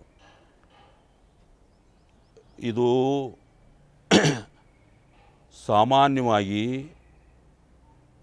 ಹಿರಿಯ ಅಧಿಕಾರಿಗಳಿಗೆ ಗೌರವದ ಸಂಕೇತವಾಗಿ ಶಿಷ್ಟಾಚಾರ ಇರ್ತದೆ. ಕುಟುಂಬಕ್ಕೆಲ್ಲ ಇರೋದಿಲ್ಲ. ಕೆಲವೇ ಕೆಲವರನ್ನು ಬಿಟ್ಟರೆ, ಅಂದರೆ ಉದಾಹರಣೆಗೆ ರಾಷ್ಟ್ರಪತಿಗಳು, ಅವರ ಪರಿವಾರ, ಅಂದರೆ ಸುತ್ತಮುತ್ತ ಅವರ ಸಿಬ್ಬಂದಿ, ಅಲ್ಲಿಯೂ ನಿಮಗೆ ಅನುಮಾನ ಬಂದರೆ, ಅಂದರೆ ರಾಷ್ಟ್ರಪತಿಯನ್ನು ಹೊರತುಪಡಿಸಿ ಪ್ರಧಾನಿಯನ್ನು ಹೊರತುಪಡಿಸಿ ನಿಮಗೆ ಅನುಮಾನ ಬಂದಂಥ ಸಂದರ್ಭದಲ್ಲಿ, ಏಕೆಂದರೆ ಕಟ್ಟಕಡೆಯದಾಗಿ ಎಲ್ರಿಗಿಂತೂ ದೊಡ್ಡದೇನು ಕಾನೂನು ಅಂತ. ವ್ಯಕ್ತಿ ದೊಡ್ಡವನಲ್ಲ, ವ್ಯಕ್ತಿಗಿಂತೂ ಭಾಳ ದೊಡ್ಡದೇನು ಅಂದರೆ ಕಾನೂನು ಅಂತಂದೇ ಒಟ್ಟು ವ್ಯವಸ್ಥೆ. ಏಕೆಂದರೆ ವ್ಯಕ್ತಿ ಒಮ್ಮೊಮ್ಮೆ ದೊಡ್ಡವನಿದ್ರೂ ಸಣ್ಣ ಕೆಲಸ ಮಾಡ್ಬೋದು, ಆಗ್ತದೆ. ದೊಡ್ಡವರೆಲ್ಲರೂ ದೊಡ್ಡವರೇ ಅಲ್ಲ, ನಡವಳಿಕೆಯಿಂದಲೂ ದೊಡ್ಡವರಾಗಿರ್ಬೇಕಲ್ಲ. ಹಾಗಲ್ಲದೇ ಇರುವಂಥ ಸಂದರ್ಭಗಳು ಇರಬಹುದು. ಮತ್ತು ಈ ವಿಚಾರದಲ್ಲಿ ರನ್ನೇರಾವ್ಗೆ ಯಾಕೆ ಪ್ರೋಟೋಕಾಲ್ ವಿಚಾರ ಮೆನ್ಷನ್ ಆಯಿತು ಸರ್? ಪ್ರೋಟೋಕಾಲ್ ಯಾಕೆ ಅವ್ರಿಗೆ ಕೊಡಬೇಕಾದಂಥ ಅನಿವಾರ್ಯತೆ, ಮತ್ತು ಇನ್ನೊಂದು DRI ಇಂಥ ಪ್ರೋಟೋಕಾಲ್ಗಳಿಗೆ ಯಾವುದೇ ಕಾರಣಕ್ಕೂ ಸಹಿತ ವ್ಯಕ್ತಿಯಾಗಿರ್ಬೋದು ಅಥವಾ ಇನ್ಫ್ಲೂಯೆನ್ಸ್ಗಳಾಗೋದು ಯಾವುದೂ ನಡೆಯೋದಿಲ್ಲ ಅನ್ನುವಂಥ ವಿಚಾರ ಕೇಳಿದ್ವಿ ನಾವು. ಬಟ್ ಯಾಕೆ ಈ ರನ್ನೇರಾವ್ಗೆ ಇಷ್ಟೊಂದು ಪ್ರೋಟೋಕಾಲಲ್ಲಿ ಏನಂದ್ರೆ ಬರೋದಕ್ಕೆ, ಗ್ರೀನ್ ಬೆಲ್ಟಲ್ಲಿ ಬರೋದಕ್ಕೆ, ಗ್ರೀನ್ ಚಾನಲ್ ಬರೋದಕ್ಕೆ ಅವಕಾಶ ಆಯಿತು ಅಂತ? ನೋಡಿ, ಈಗ ನೀವು ಹೇಳಿದ್ರಲ್ಲಿ ನಾನು ಉತ್ತರ ಹುಡುಕಿ ಕೊಡ್ತೀನಿ. ನಾನು ನಿಮಗೆ DRIನವ್ರು ಪ್ರೋಟೋಕಾಲ್ ಕೊಟ್ಟಿಲ್ಲ, ಮತ್ತು ಶಿಷ್ಟಾಚಾರವನ್ನು ಒದಗಿಸಿದವ್ರಿಗೂ ಸಮೇತ ಇದು ಗೊತ್ತಿತ್ತು ಅಂತ ನಾನು ಹೇಳಲ್ಲ. ಯಾಕಂದ್ರೆ ಗೊತ್ತಿದ್ದರೆ ಸಾಮಾನ್ಯವಾಗಿ ಒದಗಿಸೋದಕ್ಕೆ ಯಾರೇ ಆದರೂ ಹಿಂದೇಟಾಗ್ತಾರೆ. ಗೊತ್ತಿಲ್ಲದೆ ನಡೆದಿರಬಹುದೇನೋ ಅನ್ನೋದು ನನ್ನ ಅನುಮಾನ. ಶಿಷ್ಟಾಚಾರವನ್ನು ಒದಗಿಸಿದ ಸಿಬ್ಬಂದಿಗೆ ಗೊತ್ತಿತ್ತಾ ಅನ್ನೋದಾದರೆ ನನ್ನ ನಂಬಿಕೆಯ ಪ್ರಕಾರ, ನನ್ನ ಅನುಭವದ ಪ್ರಕಾರ ಗೊತ್ತಿರಲ್ಲ ಅವರಿಗೆ ಅಂತ ಹೇಳ್ತೀನಿ ನಾನು. ತಂದವ್ರಿಗೆ ಗೊತ್ತಿತ್ತಾ ಅಂತಂದರೆ ತಂದವ್ರಿಗೆ ಗೊತ್ತಿರ್ತದೆ, ತಂದವರಿಗೆ. ಆದರೆ ಸಿಬ್ಬಂದಿಗೆ ಏನಾಗ್ತದೆ, ಇವರು ಯಾರು, ಅವರಿಗೆ ಯಾರ ಮಗಳು ಅಥವಾ ಈ ವ್ಯಕ್ತಿಯ ಹಿನ್ನೆಲೆ ಏನು ಅನ್ನೋದ್ರ ಮೇಲೆ ಹೋಗ್ತದೆ. ಅದಕ್ಕೆ ಅವರ ಕುಟುಂಬದ ಹಿರಿಯರು, ಅಧಿಕಾರಿಗಳು ಅವರು ಕಾರಣವೇ ಅಂದರೆ ಅಲ್ಲೂ ಸಮೇತ ನೀವು ವಿಂಗಡಿಸೇ ನೋಡಬೇಕಾಗತ್ತೆ. ಇವರು ತರೋದು, ಹೋಗಿ ಬರೋದು ಗೊತ್ತಿರ್ಬೋದು, ಇನ್ನು ಉಳಿದಂತೆ ಮಗ ಸಂಜೆ ತಡವಾಗಿ ಮನೆಗೆ ಬರ್ತಾನೆ ಎಂಬುದು ನಿಮಗೆ ಗೊತ್ತಿರ್ಬೋದು. ತಡವಾಗಿ ಬರುವ ಅವಧಿಯಲ್ಲಿ ಅವನೇನು ಮಾಡ್ತಾನೆ ಅಂತ ನೀವು ಹೇಳೋಕ್ಕಾಗಲ್ಲ. ತಡವಾಗಿ ಬರ್ತಾನೆ ಅನ್ನೋದು ಗೊತ್ತಿರ್ತದೆ ಅಷ್ಟೇ. ಹೀಗೆ ಶಿಷ್ಟಾಚಾರ ಒದಗಿಸಿದ ಕ್ಷಣಕ್ಕೆ ಅದರಿಂದಲೇ ಆಯಿತು, ರಕ್ಷಣೆ ಸಿಗ್ತು ಅನ್ನೋದನ್ನ ಒಪ್ಕೋತೀನಿ ನಾನು. ಅಷ್ಟರ ಮಟ್ಟಿಗೆ ಶಿಷ್ಟಾಚಾರ ಇಲ್ಲದೆ ಹೋಗಿದ್ದರೆ ಬಹುಶಃ ಅಲ್ಲಿ ಇಲ್ಲಿ ಎಲ್ಲಾದರೂ ಇನ್ನೂ ಮುಂಚಿತವಾಗಲೇ ತಪಾಸಣೆ ಆಗ್ತಿತ್ತೇನೋ, ಇನ್ನೂ ಮುಂಚಿತವಾಗಿ. ಅದು ಇಷ್ಟು ದೊಡ್ಡ ಅದು ಸತ್ಯ ಅನ್ನೋದಾದರೆ ಕೆಲವೊಮ್ಮೆ ನಾಮದ ಬಲದಿಂದಲೂ ನಡೀತದೆ. ಈ ನಾಮದ ಬಲದಿಂದ ಅಂತ ಹೇಳಿದ್ರಿ ನೀವು, ಈ DRI ಇಂತಹ ವಿಚಾರಗಳಿಗೆ ಮನ್ನಣೆ ಕೊಡುತ್ತಾ ಅಂತ? ಅಂದರೆ ಈಗ ಫಾರ್ ಎಕ್ಸಾಂಪಲ್ ಯಾವುದೊಬ್ಬ ಮಿನಿಸ್ಟ್ರೋ ಅಥವಾ ಯಾವುದೊಬ್ಬ ಹಿರಿಯ ಅಧಿಕಾರಿನೋ ಅಥವಾ ಏನಂದರೆ ದೊಡ್ಡ ಮಟ್ಟದಲ್ಲಿರುವಂಥ ಇನ್ಫ್ಲೂಯೆನ್ಸರೋ ಅಂಥ ಅಧಿಕಾರಿಗಳಾಗಿರ್ಬೋದು ಅಥವಾ ಮಿನಿಸ್ಟರ್ಸ್ಗಳಾಗಿರ್ಬೋದು ಅಥವಾ ಒಬ್ಬ ವ್ಯಕ್ತಿ, ಪ್ರಭಾವಿ ವ್ಯಕ್ತಿ ಅಲ್ಲಿ ತಮ್ಮ ಪ್ರಭಾವಳಿಯನ್ನು ಬೀರಬಹುದಾ ಅಂಥ ಜಾಗದಲ್ಲಿ? ನನ್ನ ಅನುಭವದಲ್ಲಿ 2 ಮಾತು ಹೇಳ್ಬಿಡ್ತೀನಿ. ಅಲ್ಲಿ ಯಾರಾದರೂ ಪ್ರಭಾವ ಬೀರ್ಲಿಕ್ಕೆ ಪ್ರಯತ್ನ ಮಾಡಿದರೆ ಕೇಳಿಸ್ಕೋತಾರೆ, ಕೇಳಿಸ್ಕೊಳ್ಳಲ್ಲ ಅಂತ ನಾನು ಹೇಳಲ್ಲ, ಆದರೆ ಪ್ರಭಾವಕ್ಕೆ ಒಳಗಾಗಲ್ಲ ಅಂತ ಹೇಳ್ತೀನಿ ನಾನು. ಪ್ರಭಾವಕ್ಕೆ ಕೇಳಿಸ್ಕೋತಾರೆ. ಯಾಕಂದರೆ ಏನು ಹೇಳ್ತಾರೆ ಅನ್ನೋದನ್ನ ಕೇಳಿಸ್ಕೊಳ್ಳೋದಿದ್ರೆ ಅದು ಏನು ಅಂತ ನಿಮಗೆ ಗೊತ್ತಾಗಲ್ಲ. ಅದನ್ನು ನಿಭಾಯಿಸುವ ವೈಖರಿ ಇದೆಯಲ್ಲ, ನನಗೆ ಭಾಳ ಮೆಚ್ಚುಗೆ ಆಗ್ತದೆ. ಇಲ್ಲ, ನಾವು ಈ ಪ್ರಶ್ನೆ ಯಾಕೆ ಹೇಳಿದ್ವಿ ಅಂದರೆ ನೀವು ಸಹಿತ DRI ವರ್ಕ್ ಮಾಡಿರುವಂತಹ ಕಾರಣಕ್ಕಾಗಿಯೇ ನಿಮ್ಮನ್ನು ಈ ಪ್ರಶ್ನೆ ಕೇಳಬೇಕಾಯ್ತು. ಅಲ್ಲ, ಅದಕ್ಕೆ ನಾನು ಈ ಉತ್ತರ ಹೇಳ್ತಿರೋದು. ನನಗೆ ಖುದ್ದು ಅನುಭವ ಇರೋದ್ರಿಂದ ಆ ಸಂಸ್ಥೆ ಕೆಲಸ ಮಾಡುವುದು ನನಗೆ ಭಾಳ ಮೆಚ್ಚುಗೆ ಆಯಿತು. ನಾನು ಅದರಿಂದ ಭಾಳ ಕಲಿತೆ. ನನ್ನ ಮುಗ್ಧತೆಯನ್ನು ನಾನು ಕಳೆದುಕೊಂಡಿದ್ದು, ನಾನು ಸ್ವಲ್ಪ ಈ ಜಗತ್ತಿನ ಆಗು ಹೋಗುಗಳಿಗೆ ಒಗ್ಗಿಕೊಂಡದ್ದು ಆ ಸಂಸ್ಥೆಯ ಕಾರಣದಿಂದಾಗಿ. ಇಲ್ಲದಿದ್ದರೆ ನಾನು ಎಲ್ಲವನ್ನೂ ಭಾಳ ಸಲೀಸಾಗಿ ನಂಬ್ತಿದ್ದಂಥವನು. ನಾನು ಅಲ್ಲಿಗೆ ಹೋಗಲಿಕ್ಕೆ ನಿರಾಕರಿಸಿದ್ದವನು, ನಾನು ಅಲ್ಲಿಗೆ ಬರಲ್ಲ ಅಂತ ನಿರಾಕರಿಸಿದ್ದವನು ನಾನು DRIಗೆ. ಹೌದು ಹೌದು. ನೀನು ಬರಲೇಬೇಕು ಅಂತ ನನ್ನ ಹಿರಿಯ ಅಧಿಕಾರಿಗಳು ಬರೋರು ನೆನೆಸ್ಕೋಬೇಕು ಅವ್ರನ್ನ. ಮತ್ತು ನಾನು ಅತ್ಯಂತ ಕೃತಜ್ಞನಾಗಿರ್ತೀನಿ ಅವರಿಗೆ. ಯಾಕಂದ್ರೆ ಅವರು ನೀನು ಬರಬೇಕಂದರು, ನೀನು ಬರಲೇಬೇಕು, ನೀನು ತಗೋತೀನಿ ನಾನು ಅಂತಂದರು. ಅವರು ಆ ಅವಕಾಶವನ್ನು ಮಾಡಿಕೊಟ್ಟ ಕಾರಣಕ್ಕೆ ನನಗೊಂದಿಷ್ಟು ಅನುಭವ ವಿಸ್ತಾರ ಆಯಿತು. ನಾನಿವತ್ತು ಏನಾದರೂ ಶಕ್ತಿ ಒಂದಿಷ್ಟು ಜಾಸ್ತಿ ಇದೆ ಅನ್ನೋದಾರೆ, ಸಾಮಾನ್ಯವಾಗಿ ಇರಬೇಕಾದಕ್ಕಿಂತಲೂ ಹೆಚ್ಚಿನ ಅನುಭವ ಅಥವಾ ಶಕ್ತಿ ನನಗೆ ಆಗಿದೆ ಅಥವಾ ಸಂಪನ್ನವಾಗಿದೆ ಅನ್ನೋದಾದರೆ ನಾನು ಆ ಅವಕಾಶವನ್ನು ನೀಡಿದವರಿಗೆ ನಾನು ಕೃತಜ್ಞನಾಗಿದೆ. ಇಲ್ಲ, ನಾನು ನಂತರದ ಹಂತದಲ್ಲಿ ಇದೇ ಪ್ರಶ್ನೆ ಕೇಳೋನು ಸರ್, ನಿಮ್ಮ DRI ಅನುಭವ ಹೇಗಿತ್ತು ಅಂತ. ಯಾಕಂದರೆ ತುಂಬ ಜನರ ಕನಸು, ಆಸೆ ಎಲ್ಲವೂ ಸಹಿತ ಹೌದು, ನಾನು ಸಹಿತ ಆ ಒಂದು ಸಂಸ್ಥೆಯಲ್ಲಿ ಸೇವೆಯನ್ನು ಸಲ್ಲಿಸಬೇಕು ಅಂತ. ನಾನು ನಂತರ ಬರ್ತೀನಿ, ಈ ಒಂದು ವಿಚಾರಗಳ ಮುಗಿದ ಮೇಲೆ ಈ ಅನುಭವನೂ ಸಹಿತ ನಿಮ್ಮ ಜೊತೆ ಮಾತಾಡೋಣ. ಅದಾದಮೇಲೆ ಸರ್, ಈಗ ನನ್ನ ಮುಂದಿನ ಪ್ರಶ್ನೆ, ಒಬ್ಬ ವ್ಯಕ್ತಿ ಸಾಮಾನ್ಯ ವ್ಯಕ್ತಿಯಾಗಿರಲಿ ಅಥವಾ ಇನ್ಫ್ಲೂಯೆನ್ಸ್ ಇರುವಂತಹ ವ್ಯಕ್ತಿಯಾಗಿರಲಿ, ಯಾವುದೇ ಒಬ್ಬ ವ್ಯಕ್ತಿ ಬರ್ತಾನೆ ಅಂತಂದರೆ ಅವ್ರಿಗೆ ಚೆಕಿಂಗ್ ಆಗುತ್ತೆ, ಚೆಕಿಂಗ್ ಆಗಿಬಿಟ್ಟು ಬರ್ತಾರೆ. ಒಂದು ವೇಳೆ ಅನುಮಾನ ಬಂತು ಅಂದರೆ ನೆಕ್ಸ್ಟ್ ಪ್ರೊಸೀಜರ್ಸ್ಗಳು ಏನಿರ್ತವೆ, ಅಂದರೆ ಚೆಕಿಂಗ್ ಯಾವ ರೀತಿ ಆಗುತ್ತೆ? ಈಗ ತುಂಬ ಜನರಿಗೆ ಕ್ವಶನ್ ಇದೆ, ಅಂದರೆ ಕೇವಲ ಏನಂದರೆ ಸ್ಕ್ಯಾನರ್ನ ಇಟ್ಕೊಂಡು ಬಾಡಿ ಸ್ಕ್ಯಾನನ್ನು ಮಾಡ್ತಾರೆ, ಅದಾದಮೇಲೆ ಅನುಮಾನ ಬಂದರೆ ಬಟ್ಟೆಯನ್ನು ತೆಗೆಸ್ತಾರೆ, ಶೂಗಳನ್ನು ತೆಗೆಸ್ತಾರೆ. ಹಾಗಂದ ತಕ್ಷಣ ಎಲ್ರಿಗೂ ಸಹಿತ ಶೂ ಬಿಚ್ಚಿಸಿ ನೋಡ್ತಾರೆ, ಅಥವಾ ಹಾಗಂದ ತಕ್ಷಣ ಎಲ್ರಿಗೂ ಸಹಿತ ಬಟ್ಟೆ ಬಿಚ್ಚಿಸಿ ನೋಡ್ತಾರೆ? ಹೇಗಿರುತ್ತದು ಅನುಮಾನ, ಯಾವ ರೀತಿ ನೀವು ಪ್ರಿಡಿಕ್ಟ್ ಮಾಡ್ತೀರಾ ಅಂತ? ನೋಡಿ, ಇದಕ್ಕೆ ಉತ್ತರ ಹೆಂಗೆ ಹೇಳ್ಬೋದು ನಾನು ಅಂದರೆ, ಯಾರು ಕೆಂಪು ಮಾರ್ಗದಲ್ಲಿ ಹೋಗ್ತಾರೆ ಅವ್ರದ್ದು ಸಲೀಸು, ಹಸಿರು ಮಾರ್ಗದಲ್ಲಿ ಯಾರು ಬರ್ತಾರೆ ಭಾಳಷ್ಟು ಮಂದಿ ತೊಂದರೆ ಇರೋದಿಲ್ಲ. ಕೆಲವರು ಅವ್ರನ್ನ ನುರಿತವರು ಅಂತಲೂ ಹೇಳ್ಬೋದು, ಸಲೀಸಾಗಿ ನಡ್ಕೊಂಬರ್ತಿರ್ತಾರೆ. ಅಥವಾ ಅಲ್ಲಿ ಅಧಿಕಾರಿಗಳು ತಡೆದು ಕೇಳಿದರೆ ನಾನು ಇಂಥವರು ಅಂತ ಅವರ ದೊಡ್ಡಸ್ತಿಕೆಯನ್ನು ಹೇಳ್ಕೊಳ್ಳೋ ಪ್ರಯತ್ನವನ್ನು ಮಾಡ್ತಾರೆ.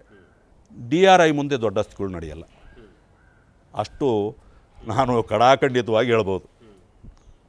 ಯಾಕೆಂದ್ರೆ ನಾನು ಅಲ್ಲೇ ಇದ್ದವನಾಗಿರೋದ್ರಿಂದ, ಇದ್ದು ಬಂದವನಾಗಿರೋದ್ರಿಂದ ಆ ಸಂಸ್ಥೆ ನನಗೆ ಭಾಳ ಖುಷಿಯಿಂದ ಸಂತೋಷದಿಂದ ಹೇಳ್ಕೊಳ್ಳೋದು ಏನು ಅಂದರೆ, ಈ ಥರದಕ್ಕೆ ಯಾವುದಕ್ಕೂ ಒಳಗಾಗಲ್ಲ.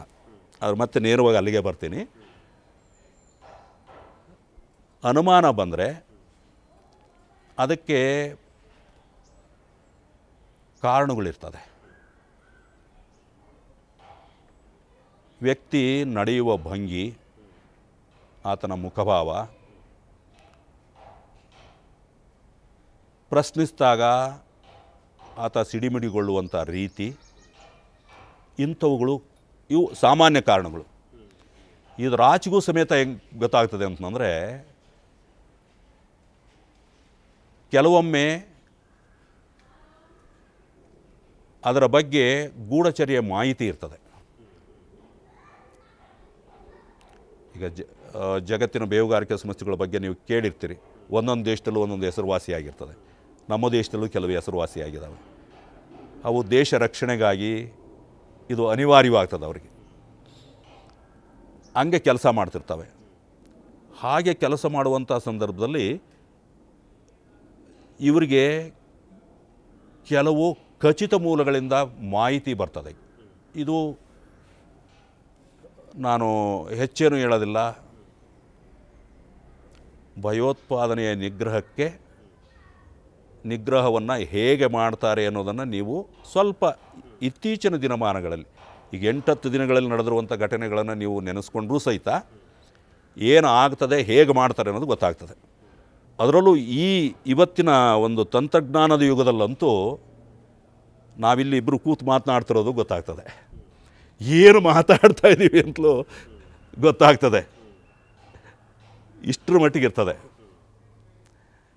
ಹೀಗಿರೋದ್ರಿಂದ ಆ ಥರ ಏನಾದರೂ ಖಚಿತ ಬಾತ್ಮಿ ಇದ್ದರೆ ಅಥವಾ ಬೇಹುಗಾರಿಕೆ ಮಾಹಿತಿ ಇದ್ದರೆ ಅದರ ಆಧಾರದ ಮೇಲೆ ಅಂಥ ವ್ಯಕ್ತಿಯನ್ನು ಏಕಾಏಕಿಯಾಗಿ ಅವ್ರು ತಡೆಯಲ್ಲ, ಹಿಂಬಾಲಿಸ್ತಾರೆ. ಯಾತಕ್ಕೆ ಅಂತಂದರೆ, ಒಂದು ಹಂತದ ತನಕ ಕಸ್ಟಮ್ಸ್ ತಡೆಯಲಿಕ್ಕೆ ಬರೋದಿಲ್ಲ. ಕಸ್ಟಮ್ಸ್ನ ವ್ಯಾಪ್ತಿಯನ್ನು ಇನ್ನೇನು ದಾಟ್ತಾ ಇದ್ದಾರೆ ಅನ್ನುವಾಗ ಮಾತ್ರ, ಏಕೆ ಅಲ್ಲಿವರೆಗೂ ಹೇಳ್ಬೋದು, ನಾನು ಘೋಷಿಸ್ಕೊಳ್ತಾ ಇದ್ದೆ ಅಂತಲೂ ಹೇಳ್ಬೋದಲ್ಲ. ಆ ಹಂತದಲ್ಲಿ ತಡೆಯೋಂಗಿಲ್ಲ. ಅಷ್ಟರ ಮಟ್ಟಿಗೆ ಅನುಭವ ಚೆನ್ನಾಗಿರ್ತದೆ ನಮ್ಮವ್ರಿಗೆ. ಹಂಗಾಗಿ ಲಕ್ಷ್ಮಣ ರೇಖೆ ಅಂತೀವಲ್ಲ ನಾವು, ಆ ರೇಖೆಯನ್ನು ದಾಟಿದ ಮೇಲೆ ಆಗಲೇ ಬಾ ನಿನ್ನ ರೇಖೆ ದಾಟಿದೀಯಾ ಅಂತಂದೇಳ್ಬಿಟ್ಟು ಅಲ್ಲೂ ಸಮೇತ ಬರೀ ಇದರ ಮೇಲೆ, ಅಂದರೆ ಬೇಹುಗಾರಿಕೆಯ ಮಾಹಿತಿ ಮೇಲೆ ಆದರೆ ಅವ್ರನ್ನ ಬೇರೆ ಬೇರೆ ತಪಾಸಣೆಗೆ ಒಳಪಡಿಸ್ತಾರೆ. ಬಾತ್ಮಿ ಇತ್ತು ಅಂದರೆ ಸಾಮಾನ್ಯವಾಗಿ ಬಾತ್ಮಿ ಖಚಿತ ಇರ್ತದೆ. ಮತ್ತು ಬಾತ್ಮಿದಾರರು ಸಮೇತ ಜವಾಬ್ದಾರರಾಗ್ತಾರೆ. ತಾವು ನೀಡಿದ ಮಾಹಿತಿ ಸುಳ್ಳು ಅನ್ನೋದಾದರೆ ಅದಕ್ಕೆ ಅವರು ಹೊಣೆಗಾರರಾಗ್ತಾರೆ. ಹೀಗಾಗಿ ಬಾತ್ಮಿ ಇದ್ದಂಥ ಸಂದರ್ಭದಲ್ಲಿ ಹೆಚ್ಚು ಸಾಮಾನ್ಯ ಪರಿಶೀಲನೆಯ ನಂತರ ಅವರು ಕಾರ್ಯೋನ್ಮುಖರಾಗಬಹುದು DRIನವರು, ಅಥವಾ ಕಸ್ಟಮ್ಸು ಮಾಡ್ತದೆ ಇದನ್ನು. ಅದು ಒಂದು ನೆನ್ಪಿಟ್ಕೋಬೇಕು ನಾವು. ಇದು ಮೂಲ ಕೆಲಸ ಕಸ್ಟಮ್ಸ್ದೇ. DRI ಅನ್ನುವಂಥದ್ದು ಕಸ್ಟಮ್ನ ಒಂದು ವಿಶೇಷ ಭಾಗ. ಅಂದರೆ ಇದಕ್ಕಾಗಿಯೇ ಇರುವಂಥದ್ದು. ಕಸ್ಟಮ್ಸ್ನ ವ್ಯಾಪ್ತಿ ಭಾಳ ವಿಸ್ತಾರವಾದ್ದು ಮತ್ತು ಸಾಮಾನ್ಯವಾದ್ದು. ಈಗ ಹೊಲ ಹೂಳೋದು ಸಾಮಾನ್ಯವಾಗಿ ಎಲ್ಲರೂ ಮಾಡ್ತಾರೆ. ಬಿತ್ತಿಗೆ ಮಾಡೋದು ಅದು ಕೆಲವ್ರು ಮಾತ್ರ ಬಿತ್ತಿಗೆ ಮಾಡ್ಬೋದು. ಇದು ನಾನು ಹೇಳೋದಾದರೆ ಬಿತ್ತಿಗೆ ಮಾಡೋ ಜಾಗ ಅಂತಂದು ಹೇಳ್ತೀನಿ. ಅಂದರೆ ಅಪರಾಧಗಳು ಎಲ್ಲಿ ಘಟಿಸ್ಬೋದು ಅಂತ ಇರ್ತದೆ, ಅಂಥದನ್ನು ಪತ್ತೆ ಹಚ್ಚಿ ತನಿಖೆ ಮಾಡಿ ತಪ್ಪು ಮಾಡಿದವರನ್ನು ಒಂದು ಶಿಕ್ಷೆಯ ಸ್ಥಾನಕ್ಕೆ ತಂದು ನಿಲ್ಲಿಸಲಿಕ್ಕೆ ಅವ್ರಿಗೊಂದು ಅವಕಾಶ ಆಮೇಲೆ ಇರ್ತದೆ. ಅಷ್ಟರ ಮಟ್ಟಿಗೆ DRI ಒಂದು ವಿಶಿಷ್ಟವಾದ ಕಸ್ಟಮ್ಸ್ನ ಕೆಲಸಗಳನ್ನೇ ಮಾಡಿದರೂ ಸಹಿತ, ಆದರೆ ಅದರ ಒಂದು ವಿಶಿಷ್ಟ ಅಂಗಸಂಸ್ಥೆ ಅಂತ ಹೇಳ್ಬೋದು. ಈ ಪ್ರಕರಣದಲ್ಲಿ ಕಳ್ಳ ಸಾಕಾಣಿಕೆಯಲ್ಲಿ ಅಧಿಕಾರಿಗಳು ಸಹಿತ ಶಾಮೀಲಾಗಿದ್ದಾರೆ ಅನ್ನುವಂತಹ ವಿಚಾರ ಚರ್ಚೆ ನಡೀತಾ ಇದೆ. ಇದನ್ನು ನೀವು ಹೇಗೆ ನೋಡ್ತೀರಾ? ಅಲ್ಲ, ಇದಕ್ಕಿಂತ ಮುಂಚೆ ಒಂದು ಮಾತನ್ನು ಹೇಳ್ಬೇಕು ನಿಮಗೆ ಇಲ್ಲಿ DRI ಹೆಂಗೆ ವಿಶಿಷ್ಟವಾಗಿ ತನಿಖೆಯ ಅಧಿಕಾರಗಳನ್ನು ಪಡೆದುಕೊಂಡು ತನ್ನ ಕೆಲಸವನ್ನು ನಿರ್ವಹಿಸ್ತದೆ, ಹಾಗೆ ಕಸ್ಟಮ್ಸ್ ಒಳಗಡೆನೂ ಸಮೇತ SIIB ಅಂತ ಒಂದಿರ್ತದೆ. ಅವರು ಹೆಚ್ಚು ಕಡಿಮೆ ಅದೇ ಕೆಲಸವನ್ನು ಮಾಡ್ತಾರೆ. ಆದರೆ ಪರಿಣಿತಿಯ ಮಟ್ಟದ ದೃಷ್ಟಿಯಿಂದ ಆ ಪ್ರಶ್ನೆಗೆ ನಾನು ಉತ್ತರ ಕೊಡ್ತೀನಿ. ಯಾಕೆಂದರೆ ನಿಮಗೆ ಮಾಹಿತಿ ಗೊತ್ತಾಗಬೇಕು, ಬರೀ DRI ಒಂದೇನಾ ಅಥವಾ ಬೇರೆದು ಇದಾವ ಅಂತಂದೇಳ್ಬಿಟ್ಟು. SIIB ಅಂತ ಒಂದಿರ್ತದೆ. ಅದು ಸಮೇತ ಇದೇ ದಿಕ್ಕಿನಲ್ಲಿ ಕೆಲಸ ಮಾಡ್ತದೆ. ಆದರೆ ವ್ಯಾಪ್ತಿ, ಹರವು, ಆಳ ಈ ಎಲ್ಲ ದೃಷ್ಟಿಯಿಂದ ನೋಡಿದ್ರೆ DRI ಅಸೀಮ ಅಂತೀನಿ ನಾನು. ಇದೊಂದು ವ್ಯತ್ಯಾಸ ಆಯ್ತದೆ. SIIB ಅಲ್ಲದೆ DRIಯೂ ಅಲ್ಲದೆ ಅಲ್ಲಿ ನಿಂತಿರುವಂತಹ ಕೆಲಸ ನಿರ್ವಹಿಸ್ತಿರುವಂತಹ ಕಸ್ಟಮ್ಸ್ ಅಧಿಕಾರಿಗಳು ಸಮೇತ ಇದನ್ನು ಮಾಡ್ಬೋದು. ಅವ್ರಿಗೂ ಅಧಿಕಾರ ಇದೆ. ಆದರೆ ಕೆಲಸದ ಒತ್ತಡದಲ್ಲಿ ಅವರು ನಿರ್ದಿಷ್ಟವಾಗಿ ಇದಕ್ಕೆ ಅಂತ ಗಮನ ಹರಿಸೋದಕ್ಕೆ ಗಮನಕ್ಕೆ ಬಂದರೆ, ಆದರೆ ಈಗ ಭಾಳ ಒತ್ತಡ ಇರ್ತದಲ್ಲಿ. ಪ್ರಯಾಣಿಕರು ದಣ್ಕೊಂಬಂದಿರ್ತಾರೆ, ಒಬ್ಬರ ಮೇಲೆ ಒಬ್ಬರು ನುಗ್ಗುತ್ತಾ ಇರ್ತಾರೆ. ಅವರೆಲ್ಲರನ್ನೂ ಕಳಿಸ್ಕೊಡ್ಬೇಕಾಗತ್ತೆ. ಇಲ್ಲದೇ ಇದ್ದರೆ ಒಂದು ಸ್ವಲ್ಪ ತಡ ಆದರೆ ಸಿಕ್ಕಾಬಟ್ಟೆ ದೂರುಗಳು ಬರ್ತವೆ, ಇವೆಲ್ಲ ಇರ್ತವೆ. ಈ ದೃಷ್ಟಿಯಿಂದ ಸಾಮಾನ್ಯ ಸೀಮಾ ಸುಂಕ ಅಧಿಕಾರಿಗಳು ಈ ಕೆಲಸವನ್ನು ನಿರ್ವಹಿಸ್ತಾರೆ. ಅದರದ ಒಂದು ವಿಶೇಷ ಭಾಗವಾದ SIB ಅವರು ಕೆಲಸವನ್ನು ನಿರ್ವಹಿಸ್ತಾರೆ. ಮಿಗಿಲಾಗಿ DRI ಅದಕ್ಕೆ ಮೀಸಲಾದಂಥ ಒಂದು ಸಂಸ್ಥೆ. ಇದೊಂದೇ ಅಲ್ಲ, ಈ ಥರದ ಯಾವುದೇ ಅಕ್ರಮಗಳು, ಏರುಪೇರುಗಳು, ಕಾನೂನು ಉಲ್ಲಂಘನೆಗಳು ಆಗಿದ್ದಾವೆ, ಕಸ್ಟಮ್ಸ್ ಕಾಯ್ದೆಯ ಉಲ್ಲಂಘನೆ ಆಗಿದೆ ಅನ್ನೋದಾದರೆ ಅಂತಹ ಸಂದರ್ಭದಲ್ಲಿ ಅದು ಕಸ್ಟಮ್ಸ್ ಕಾಯ್ದೆಯ ಉಲ್ಲಂಘನೆಗೆ ಸಂಬಂಧಿಸಿದ ಯಾವುದೇ ಆಗಲಿ ಅದು ತನ್ನ ಕಾರ್ಯಾಚರಣೆಗೆ ಅದು ಮುಂದಾಗ್ಬೋದು. ಹೀಗಿರ್ತದೆ. ಈಗ ತಾವು ಕೇಳಿದ ಪ್ರಶ್ನೆ ಶಾಮೀಲಾಗಿದ್ದಾರೆ ಅಂತ ಕೇಳಿ ಬರ್ತಾ ಇದೆ ಅಂತಂದೇಳ್ಬಿಟ್ಟು, ಇದು ತನಿಖೆಯಿಂದ ಹೊರಬೀಳಬೇಕಾದಂತಹ ಮಾತು. ಇದನ್ನು ಈ ಹಂತದಲ್ಲಿ ಶಾಮೀಲು ಅಂತ ಹೇಳಿದರೆ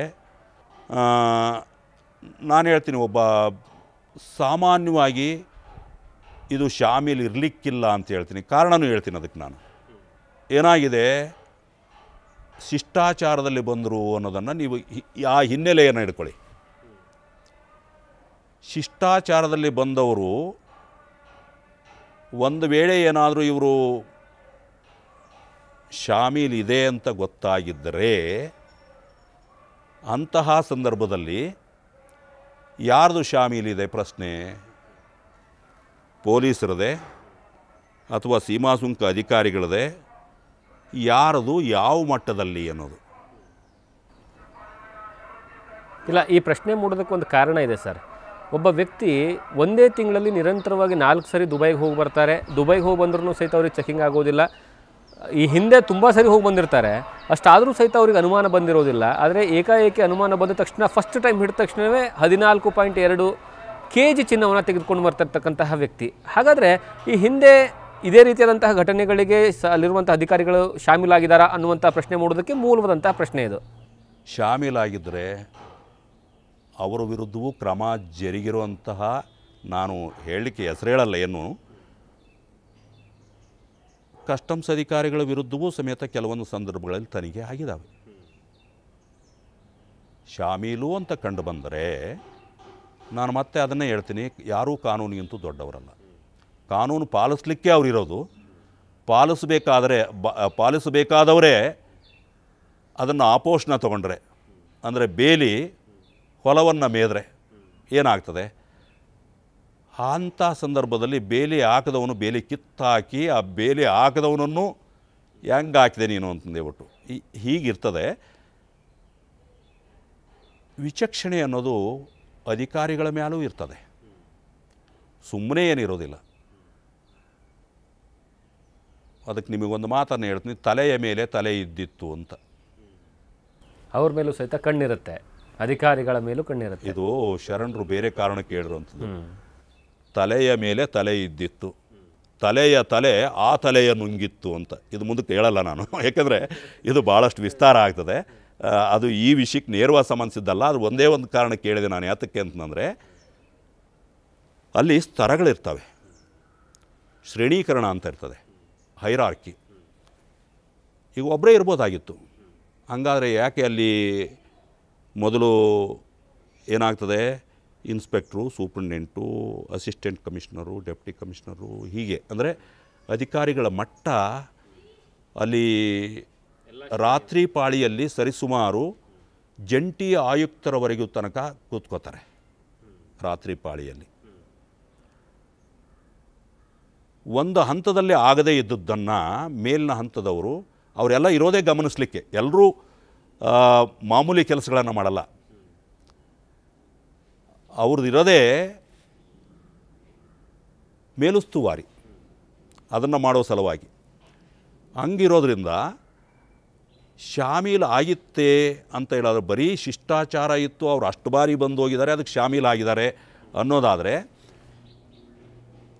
ಸಾಮಾನ್ಯವಾಗಿ ಇರೋದಿಲ್ಲ. ಕಾರಣ ಹಂಗಾಗಿದ್ದರೆ ಅವರ ವಿರುದ್ಧವೂ ಇಷ್ಟೊತ್ತಿಗಾಗಲೇ ಕ್ರಮ ಜರುಗುತ್ತಿತ್ತು.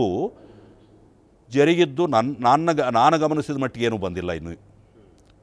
ಅಥವಾ ತಡವಾಗಿ ಕ್ರಮ ಜರುಗಿದರೆ ಬಂದರೆ ನನ್ನ ಅನಿಸಿಕೆ ತಪ್ಪಾಗ್ಬೋದು. ಸರ್, ಇನ್ನೊಂದು ಈ ಬೆಂಗಳೂರಿನ ವಿಚಾರವಾಗಿ ಬಂದರೆ, ಬೆಂಗಳೂರಿನ ಅಂತಾರಾಷ್ಟ್ರೀಯ ವಿಮಾನ ನಿಲ್ದಾಣ ಇಂತಹ ಕಳ್ಳ ಸಾಕಾಣಿಕೆಗಳಿಗೆ ಮುಕ್ತವಾಗಿತ್ತದು. ಅಂದರೆ ಯಾವುದೇ ಕಾರಣಕ್ಕೂ ಅದರ ಮೇಲೆ ಕ್ವಶನ್ಗಳಿರಲಿಲ್ಲ. ಅಲ್ಲಿ ಯಾವುದೇ ಕಾರಣಕ್ಕೂ ಸಹಿತ ಇಂಥ ಆರೋಪಗಳು ಬಂದಿರಲಿಲ್ಲ, ಅಥವಾ ಏನಂತಂದರೆ ಯಾವುದೇ ಕಾರಣಕ್ಕೂ ಈ ಥರ ನಡೆದಿರುವಂತಹ ಘಟನೆಗಳಿಗೆ ಸಾಕ್ಷಿಯಾಗಿರಲಿಲ್ಲ. ಆದರೆ ಈ ಬಾರಿ ಮೊದಲ ಬಾರಿಗೆ ಈ ರೀತಿಯಾದಂತಹ ಆರೋಪ ಬರೋದಕ್ಕೆ, ಈ ರೀತಿಯಾದಂಥ ಕಳ್ಳ ಸಾಗಾಣಿಕೆ ಆಗುವುದಕ್ಕೆ, ಮತ್ತು ಈ ರೀತಿ ಹಿಂದೆ ನಡೆದಿರುವಂತಹ ಯಾವುದಾದ್ರೂ ಎಕ್ಸಾಂಪಲ್ಸ್ಗಳಿದಾವೆ ಸರ್?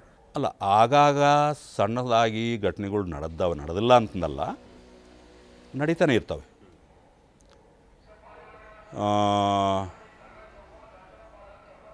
ಕಾನೂನು ಎಷ್ಟೇ ಬಿಗಿಯಾದರೂ ಸಮಾಜದಲ್ಲಿ ಅಂಕುಡೊಂಕು ಬೀಳುತ್ತಾವಲ್ಲ, ಹಂಗೆ ಅಲ್ಲೂ ಸಮೇತ ಇದ್ದೇ ಇರ್ತದೆ. ಇರೋದಿಲ್ಲ ಅಂತಲ್ಲ, ಇರ್ತದೆ. ಕಳತನ ಇಲ್ಲದೆ ಇದ್ದ ಶತಮಾನ ಅಥವಾ ಕಾಲಮಾನ ಅಥವಾ ದಶಕ ಯಾವುದಾದ್ರೂ ಇತ್ತ ಅಂತ ನಿಮ್ಮನ್ನು ನಾನು ಕೇಳ್ತೀನಿ. ಇಲ್ಲ, ಯಾವುದು ನಿಜ ಇರ್ತದೆ.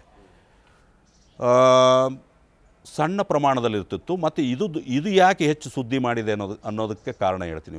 ಅವರು ನಟಿ ಅಂತ ಹೇಳ್ಬಿಟ್ಟು ನನಗೆ ಗೊತ್ತಿರಲಿಲ್ಲ. ಇದು ಈ ಸುದ್ದಿವಾಹಿನಿಗಳಲ್ಲಿ ಬಂದ ಮೇಲೆ, ಮುದ್ರಣ ಮಾಧ್ಯಮದಲ್ಲಿ ಬಂದಾದ ಮೇಲೆ ನನಗೆ ಗೊತ್ತಾಗಿತ್ತು ನಟಿ ಅಂತಂದೇಳಿ. ಅದು ಒಂದು ಕಾರಣ.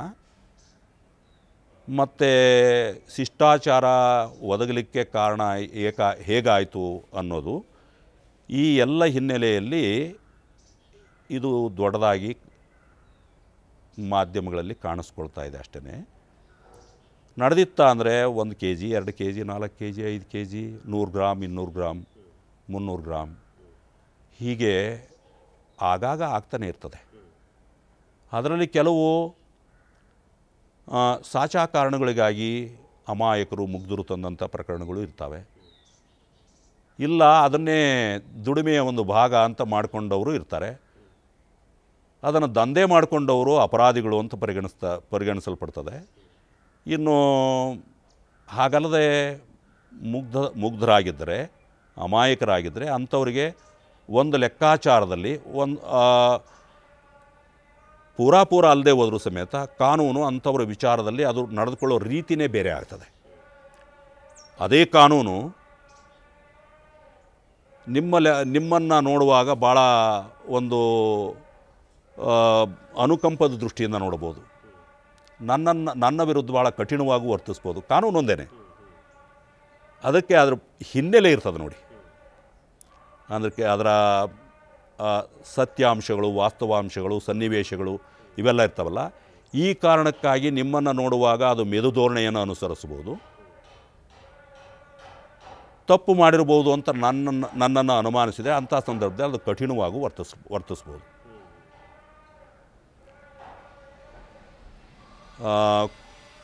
ಕೊಲೆ ಮಾಡಿದವರು ಎಲ್ರಿಗೂ ಗಲ್ಲು ಶಿಕ್ಷೆ ಇಲ್ಲ ಅಲ್ವಲ್ಲ.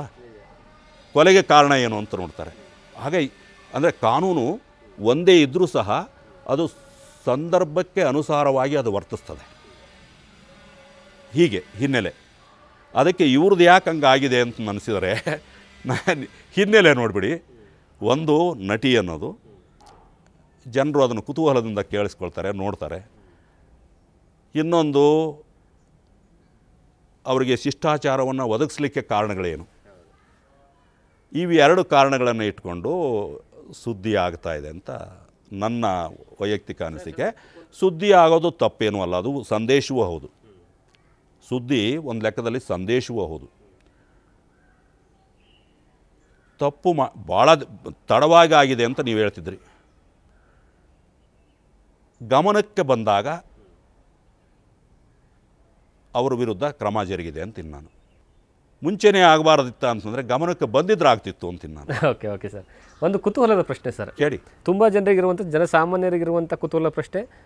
ಈ ಕಸ್ಟಮ್ಸ್ ಅಧಿಕಾರಿಗಳ ಮೇಲೆ, DRI ಅಧಿಕಾರಿಗಳ ಮೇಲೆ ಒಂದು ರಾಜ್ಯದ ಸಚಿವರುಗಳು ಅಥವಾ ಏನಂದರೆ ಮುಖ್ಯಮಂತ್ರಿಗಳು ಪ್ರಭಾವ ಬೀರ್ಬೋದಾ? ಯಾಕಂದರೆ ಈ ಪ್ರಕರಣದಲ್ಲಿ ಸಚಿವರ ಹೆಸರು ಸಹಿತ ತಳಕು ಹಾಕ್ಕೊಳ್ತಾ ಇದೆ. ಆ ಕಾರಣಕ್ಕಾಗಿ ಈ ಪ್ರಶ್ನೆ ಕೇಳ್ತಾ ಇರೋದು. DRIಗೆ ಗೊತ್ತಾದರೆ, ವಿಷಯ ಗೊತ್ತಾದರೆ DRI ಯಾರು ಹೇಳಿದ್ರು ಯಾರ ಮಾತನ್ನು ಕೇಳಲ್ಲ. ನನಗೆ ಗೊತ್ತು, ನೀವು ಕೇಂದ್ರದಲ್ಲಿ ಅಧಿಕಾರದಲ್ಲಿರೋರು ಹೇಳಿದರೂ ಸಹಿತ ಕೇಳಿಸ್ಕೋತಾರೆ,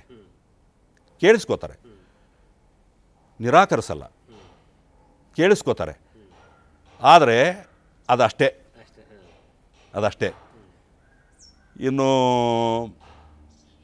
ಅದು ಕೇಂದ್ರದ ಸಂಸ್ಥೆ. ಇನ್ನು ರಾಜ್ಯದವ್ರು ಹೇಳಿದರೆ ಕೇಳಿಸ್ಕೋಬೋದು, ಕೇಳಿಸ್ಕೋಬಾರ್ದು ಅಂತಲ್ಲ.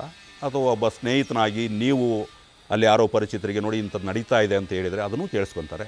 ಇಲ್ಲ ಅವರು ಒಳ್ಳೆಯವರು, ತಪ್ಪು ಮಾಡಿಲ್ಲ ಅಂತ ಹೇಳಿದರೆ ಅದನ್ನೂ ಕೇಳಿಸ್ಕೊಳ್ತಾರೆ. ನೋಡಿ ಸಹಾಯ ಮಾಡಿ ಅಂತಂದು ಹೇಳಿದರೆ ಅದನ್ನೂ ಕೇಳಿಸ್ಕೋತಾರೆ. ಸಹಾಯ ಮಾಡ್ತಾರ ಅಂದರೆ, ತಪ್ಪು ಮಾಡಿದರೆ ಸಹಾಯ ಮಾಡಲ್ಲ. ತಪ್ಪು ಮಾಡದೇ ಇದ್ದರೆ ಅಂಥ ಸಂದರ್ಭದಲ್ಲಿ ನಾನು ಹೇಳ್ತೀನಿ ಸಹಾಯ ಮಾಡ್ತಾರೆ. ನಾನು ಯಾಕೆಂದರೆ ನಮ್ಮ ಕಸ್ಟಮ್ಸ್ ಬಗ್ಗೆ, ನಮ್ಮ ದೇಶದಲ್ಲಿ ಕಸ್ಟಮ್ಸ್ ಕಾಯ್ದೆಯ ಅನುಷ್ಠಾನಗೊಳಿಸೋದ್ರಲ್ಲಿ ಎಷ್ಟೊಂದು ಮಾನವೀಯತೆ ಇದೆ ಅನ್ನೋದನ್ನು ನಾನು ನಿಮಗೆ ಹೇಳಬೇಕು. ಬೇರೆ ದೇಶದ ಹೆಸರು ಹೇಳಲ್ಲ ನಾನು. ನೀವು ತಿನ್ನುವ ವಸ್ತುವನ್ನು ತಿನ್ನೋ ವಸ್ತು, ಹಣ್ಣು ತಗೊಂಡು ಹೋದರೂ ಸಹಿತ ನನಗೇ ಆದ ಖುದ್ದು ಅನುಭವವನ್ನು ಹೇಳ್ತೀನಿ. ಹಣ್ಣನ್ನು ಬಿಡೋದಿಲ್ಲ ಕೆಲವು ಕಡೆ. ಅದಕ್ಕೆ ಅವ್ರದ್ದೇ ಆದ ಕಾರಣ ಇರ್ತದೆ, ಅದು ಬೇರೆ ವಿಚಾರ. ಇಲ್ಲಿ ನಮ್ಮಲ್ಲಿ ಹಂಗಾಗಲ್ಲ. ನಮ್ಮಲ್ಲಿ ಒಂದು ಸ್ವಲ್ಪ ನೀವು ಸಭ್ಯರು ಅಂದರೆ ಜೆಂಟಲ್ಮನ್ ಅಂತ ಗೊತ್ತಾದರೆ, ಸಣ್ಣ ಪುಟ್ಟ ತಪ್ಪುಗಳಾಗಿದ್ದರೂ ಸರ್ ಅದನ್ನ ಸರಿಪಡಿಸ್ಕೊಳ್ಳಿ, ಅದಕ್ಕೇನಿದೆಯೋ ಕಟ್ಟಿಬಿಟ್ಟು ಸಕ್ರಮಗೊಳಿಸ್ಕೊಂಡು ಹೋಗಿ ಅಂತ ನಿಮಗೆ ಮಾರ್ಗದರ್ಶನ ಮಾಡುವಷ್ಟರ ಮಟ್ಟಿಗೆ ಆ ಸಭ್ಯತೆ ಇದೆ. ಈ ಥರ ನೀವು ಕಾಣ್ಬೋದು. ಅದರಲ್ಲಿ ಕೆಲವೊಮ್ಮೆ ನೋಡಿ, ನೀವು ಅದನ್ನು ಮತ್ತೆ ಹೇಳ್ತೀನಿ, ಊರು ಒಂದು ಕಡೆ ತಿಪ್ಪೆ ಇರ್ತದೆ. ಹಂಗೆ ಅಲ್ಲಿರೋರು ಎಲ್ಲರೂ ಸರಿಗೆ ಇರ್ತಾರ ಅಂತಂದರೆ, ಇರ್ತಾರೆ ಅನ್ನೋದು ಹಿನ್ನೆಲೆಯಿಂದ ಪರೀಕ್ಷೆಗೆ ಒಳಪಡಿಸಿ ನಂಬಿಕೊಂಡು ನೇಮಕಾತಿಯಾಗಿರ್ತದೆ. ನೇಮಕಾತಿಗಿಂತೂ ಮುನ್ನನೇ ಅವ್ರ ಬಣ್ಣ ಕಪ್ಪಿರ್ಬೋದು, ನೇಮಕಾತಿ ಆದಮೇಲೆ ಅವರು ಕಪ್ಪಾಗ್ಬೋದು, ಏನು ಬೇಕಾದರೂ ಆಗಿರಬಹುದು. ಬದಲಾವಣೆ ಯಾವಾಗಾಯಿತು ಹೇಗಾಯಿತು ಅದನ್ನು ಹೇಳೋಕ್ಕಾಗಲ್ಲ. ಅದು ಈ ವಿಚಾರ DRIನಲ್ಲಿ ಮಾತ್ರ ಭಾಳಷ್ಟು ಆಯ್ಕೆ ಮಾಡ್ಕೊಳ್ಬೇಕಾರೆ ಭಾರೀ ಕಟ್ಟುನಿಟ್ಟಿನ ನಿಯಮಗಳನ್ನು ಅನುಸರಿಸ್ತಾರೆ. ಸರ್, ಈಗ DRI ಅಂತ ಪ್ರಶ್ನೆ ಬಂದಾಗ ಅದೇ DRI ಆಯ್ಕೆ ಪ್ರಕ್ರಿಯೆ ಹೇಗಿರುತ್ತೆ? ಒಬ್ಬ ವ್ಯಕ್ತಿ ನಾನು ಸಹಿತ DRIಯಲ್ಲಿ ಸೇವೆ ಸಲ್ಲಿಸಬೇಕು ಅಂತ ಆಸೆ ಇರುತ್ತೆ. ಆ ಆಸೆ ಕೇವಲ ಆಸೆಗೆ ಮಾತ್ರ ಸೀಮಿತ ಆಗಿರುತ್ತೆ. ಯಾಕಂದರೆ ಅದರ ಪ್ರೊಸೀಜರ್ ಹೇಗಿರುತ್ತೆ, ಯಾವ ರೀತಿಯ ಚಾಲೆಂಜಸ್ಗಳಿರ್ತವೆ, ಯಾವ ರೀತಿಯ ಟ್ರೈನಿಂಗ್ಸ್ ಇರುತ್ತೆ DRIಗೆ ಎಂಟ್ರಿ ಆಗಬೇಕಂದ್ರೆ? ಆಸೆ ಎಲ್ಲರೂ ಪಡ್ತಾರೆ. ಆ ಆಸೆ ನಿಮಗೆ ಈಡೇರಬೇಕು ಅಂದರೆ ಆ ಯೋಗ್ಯತೆಯನ್ನು ನಾನು ಪಡ್ಕೊಂಡಿರ್ಬೇಕು. ನಿಜ, ಖಂಡಿತ. ಆ ಯೋಗ್ಯತೆ ಇದ್ದರೆ, ನಾನು ಸಮರ್ಥನಿದ್ದರೆ, ಬರೀ ಸಾಮರ್ಥ್ಯ ಅಂದ್ರೆ ಸಾಮಾನ್ಯ ಅರ್ಥದಲ್ಲಿ ಅದೊಂದು ರೀತಿ, ಪ್ರಾಮಾಣಿಕತೆ ಭಾಳ ಮುಖ್ಯ. ಅದಕ್ಕೆ ಕೆಲವೊಂದು ಸಂದರ್ಭದಲ್ಲಿ ಏನಾಗ್ತದೆ, ಪ್ರಾಮಾಣಿಕತೆ ಇಲ್ಲದೆ ನೀವು ಬರೀ ಸಮರ್ಥರಾಗಿದ್ದರೆ ಅಂಥವರನ್ನು ಅಲ್ಲಿ ಆರಿಸ್ಕೊಳ್ಳೋದೇ ಇಲ್ಲ. ಸಮರ್ಥರು ಇರಬೇಕು, ಪ್ರಾಮಾಣಿಕರು ಇರಬೇಕು, ಮತ್ತು ಕಾಲ ಮಿತಿ ಇಲ್ಲದೆ 24 ಗಂಟೆಯೂ ಕೆಲಸ ಮಾಡಲಿಕ್ಕೆ ನೀವು ಸಿದ್ಧರಾಗಿರಬೇಕು. ಎಷ್ಟೊತ್ತಿಗೆ ಕರೆದ್ರೂ ಎದ್ದು ಹೋಗ್ತಾ ಇರ್ಬೇಕು ನೀವು. ಇದಕ್ಕೊಂದು ಆಯ್ಕೆ ಪ್ರಕ್ರಿಯೆ ಇದೆ. ಅದಕ್ಕೆ ಆಸೆ ಪಡೋರು ಭಾಳ, ಬೇಕಾದಷ್ಟು ಮಂದಿ. ನಿಮಗೆ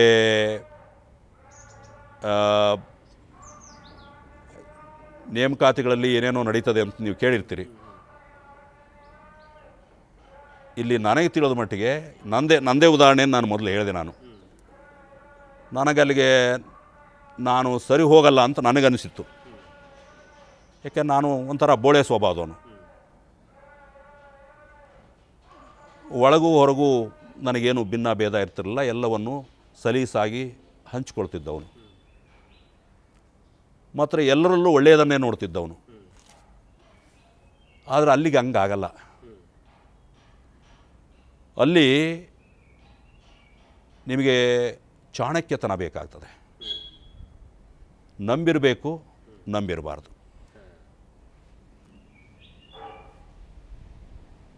ಅನುಮಾನ ಬಂದಿರ್ತದೆ, ಆದರೆ ನೀವು ಅನುಮಾನ ಪಡ್ತೀರಿ ಅಂತ ಯಾರ ಮೇಲೆ ಗುಮಾನಿ ಮಾಡ್ತೀರಿ ಅವನಿಗೆ ಗೊತ್ತಾಗಬಾರ್ದು. ಈ ಥರದ ಒಂದು ಮನಸ್ಥಿತಿ ಯಾರಿಗೆ ಅವರು ತನ್ನದನ್ನಾಗಿ ಮಾಡ್ಕೋಬಲ್ಲರು, ಮತ್ತು ದಕ್ಷತೆ ಇರ್ತದೆ, ಪ್ರಾಮಾಣಿಕತೆ ಇರ್ತದೆ, ಮತ್ತು ಮನೋಧರ್ಮ ಅದಕ್ಕೆ ಒಗ್ಗಿಕೊಳ್ಳುವಂತಿರ್ತದೆ, ಅಂಥವರನ್ನು ಆರಿಸ್ಕೋತಾರೆ. ಈಗ ನನಗೆ ಬೇಡ ಅಂದರೂ ಆರಿಸ್ಕೊಂಡ್ರು. ಯಾತಕ್ಕೆ ಅಂದರೆ ನನಗೆ ನಿಜವಾಗ್ಲೂ ನನಗೆ ಗೊತ್ತಿರಲಿಲ್ಲ. ಒಳಗೆ ಹೋಗೋ ತನಕ ನನಗೆ ಗೊತ್ತಿಲ್ಲ. ಒಳಗೆ ಹೋದ್ಮೇಲೆ ನನಗೊಂದು ಶಿಲ್ಪವನ್ನು ಮಾಡಿಟ್ಟವರು, ನಾನು ಹೇಳಿದ್ನಲ್ಲ, ನನ್ನನ್ನು ಆಯ್ಕೆ ಮಾಡಿಕೊಂಡಂಥ ಮೇಲಧಿಕಾರಿ. ಅದಕ್ಕೆ ನಾನು ಅದನ್ನು ಸದಾಕಾಲವೂ ನೆನೆಸ್ತೀನಿ. ಹಂಗೆ ಅಲ್ಲಿ ನನ್ನ ಜೊತೆಗೆ ಬಂದವರು ಬೇರೆಯವರು ಇದ್ದರು. ಅವ್ರಿಗೆ ತಗೊಳ್ಳಿಲ್ಲ. ಅವರು ಪ್ರಭಾವ ಇದ್ದವರು ಇದ್ದರು, ತಗೊಳ್ಳಿಲ್ಲ. ಸರ್, ಈ ರಣ್ಯರಾವ್ ಪ್ರಕರಣಕ್ಕಿಂತ ಮುಂಚಿತವಾಗಿ ಕರ್ನಾಟಕದಲ್ಲಿ ಅತಿ ದೊಡ್ಡದಾದಂತಹ ಬಂಗಾರದ ಬೇಟೆ ಅಂದರೆ ಯಾವ್ದು ಸರ್? ಯಾವ ಪ್ರಕರಣವನ್ನು ನೆನಪಿಸ್ಕೊಳ್ತೀರಾ ನೀವು? ಕರ್ನಾಟಕ ಅಲ್ಲ, ಇಡೀ ದೇಶದಲ್ಲೇ ದೊಡ್ಡದು ಗಂಗೊಳ್ಳಿ ಪ್ರಕರಣ ಅಂತಂದೇಳ್ಬಿಟ್ಟು. ಓಕೆ, ಇವಾಗಲೂ ಸಹಿತ ಅದನ್ನು ಗಂಗೊಳ್ಳಿ ಪ್ರಕರಣ ಅಂತಲೇ ಕರೀತಾರೆ. ಅದು ಆ ಊರು, ಆ ಜಾಗದಲ್ಲಿ ಅಲ್ಲಿ ಪತ್ತೆ ಆಗಿದ್ದರಿಂದ, ಆ ಬೇಟೆ ನಡೆದ ಜಾಗ ಅದಾಗಿರೋದ್ರಿಂದ ಅದನ್ನು ಗಂಗೊಳ್ಳಿ ಪ್ರಕರಣ ಅಂತಲೇ ಕರೀತಾರೆ. ನೀವು ಮಂಗಳೂರಿನಿಂದ ಒಂದು ಸುಮಾರು 100 ಕಿಲೋಮೀಟ್ರ್ ದೂರ ಅಂತ ಕಾಣಿಸ್ತದೆ. ಆ ಕಡೆ ಅಂದರೆ ಹೊನ್ನಾವರದ ಕಡೆಗೆ ಹೋಗ್ತಾ ದಾರಿನಲ್ಲಿ ಬರ್ತದೆ. ಅಲ್ಲಿ ನಡೆದದ್ದು. ಏನು ಸರ್ ಪ್ರಕರಣ ಏನದು? ಸುಮಾರು 30-35 ವರ್ಷಗಳ ಹಿಂದೆ. ಆಗ ಈಗಿನಷ್ಟು ಮುಕ್ತ ಇರಲಿಲ್ಲ ನಮ್ಮ ಮಾರುಕಟ್ಟೆ. ಈಗಲಾದರೂ ಕನಿಷ್ಠ ಪಕ್ಷ ಬೇರೆ ಬೇರೆ ಕಾರಣಗಳಿಗೆ, ಕಾನೂನು ಅವಕಾಶ ಮಾಡಿಕೊಡುವಂಥ ಕಾರಣಗಳಿಗೆ ಆಮದು ಮಾಡ್ಕೊಳ್ಳೋದಕ್ಕೆ ಅವಕಾಶ ಇದೆ. ಆಗ ತುಂಬ ಕಟ್ಟುನಿಟ್ಟಿತ್ತು. ಅದಕ್ಕೂ ಮೊದಲು ಬಂಗಾರ ನಿಯಂತ್ರಣ ಕಾಯ್ದೆ ಅಂತಲೇ ಒಂದಿತ್ತು. ಅಷ್ಟೊತ್ತಿಗಾಗಲೇ ಬಂಗಾರ ನಿಯಂತ್ರಣ ಕಾಯ್ದೆ ರದ್ದಾಗಿತ್ತು. ರದ್ದಾದರೂ ಸಮೇತ ಆರ್ಥಿಕ ಆರೋಗ್ಯದ ದೃಷ್ಟಿಯಿಂದ ಬಂಗಾರವನ್ನು ತರೋದ್ರ ಬಗ್ಗೆ, ಕೊಂಡೊಯ್ಯೋದ್ರ ಬಗ್ಗೆ ನಿರ್ಬಂಧಗಳು ಅಥವಾ ನಿಷೇಧ ಇತ್ತು. ಆಗಿನ ಕಾಲದಲ್ಲಿ ಅದು ಭಾಳ ಲಾಭದಾಯಕ ಇತ್ತು ಆಜ್ಞೆ. ಈಗ ಲಾಭದಾಯಕ ಇಲ್ಲ. ಈಗ ಗಿಟ್ಟೋದು ನೋಡಿದ್ರೆ ಅದು ಏನೂ ಅಲ್ಲ. ಅದು ನಾನು ಹೇಳಿದ್ನಲ್ಲ, ಕಾರಣ ಬೇರೆ ಕಾರಣಗಳು. ಆ ಕಾರಣಗಳಿಗಾಗಿ ಅದನ್ನು ಮಾಡಲಿಕ್ಕೆ ಸಾಧ್ಯತೆ ಅಷ್ಟೊಂದು ಅಪಾಯಕ್ಕೆ ಒಡ್ಡಿಕೊಂಡು ಯಾಕೆ ಮಾಡ್ತಾರೆ ಅಂದರೆ ಅದು ಕಾರಣ ಇರಬೇಕು.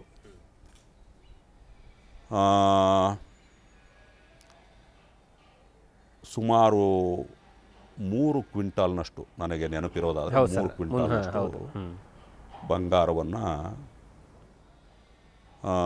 ಕದ್ದು ತಂದರು. ಆಗ ಅದು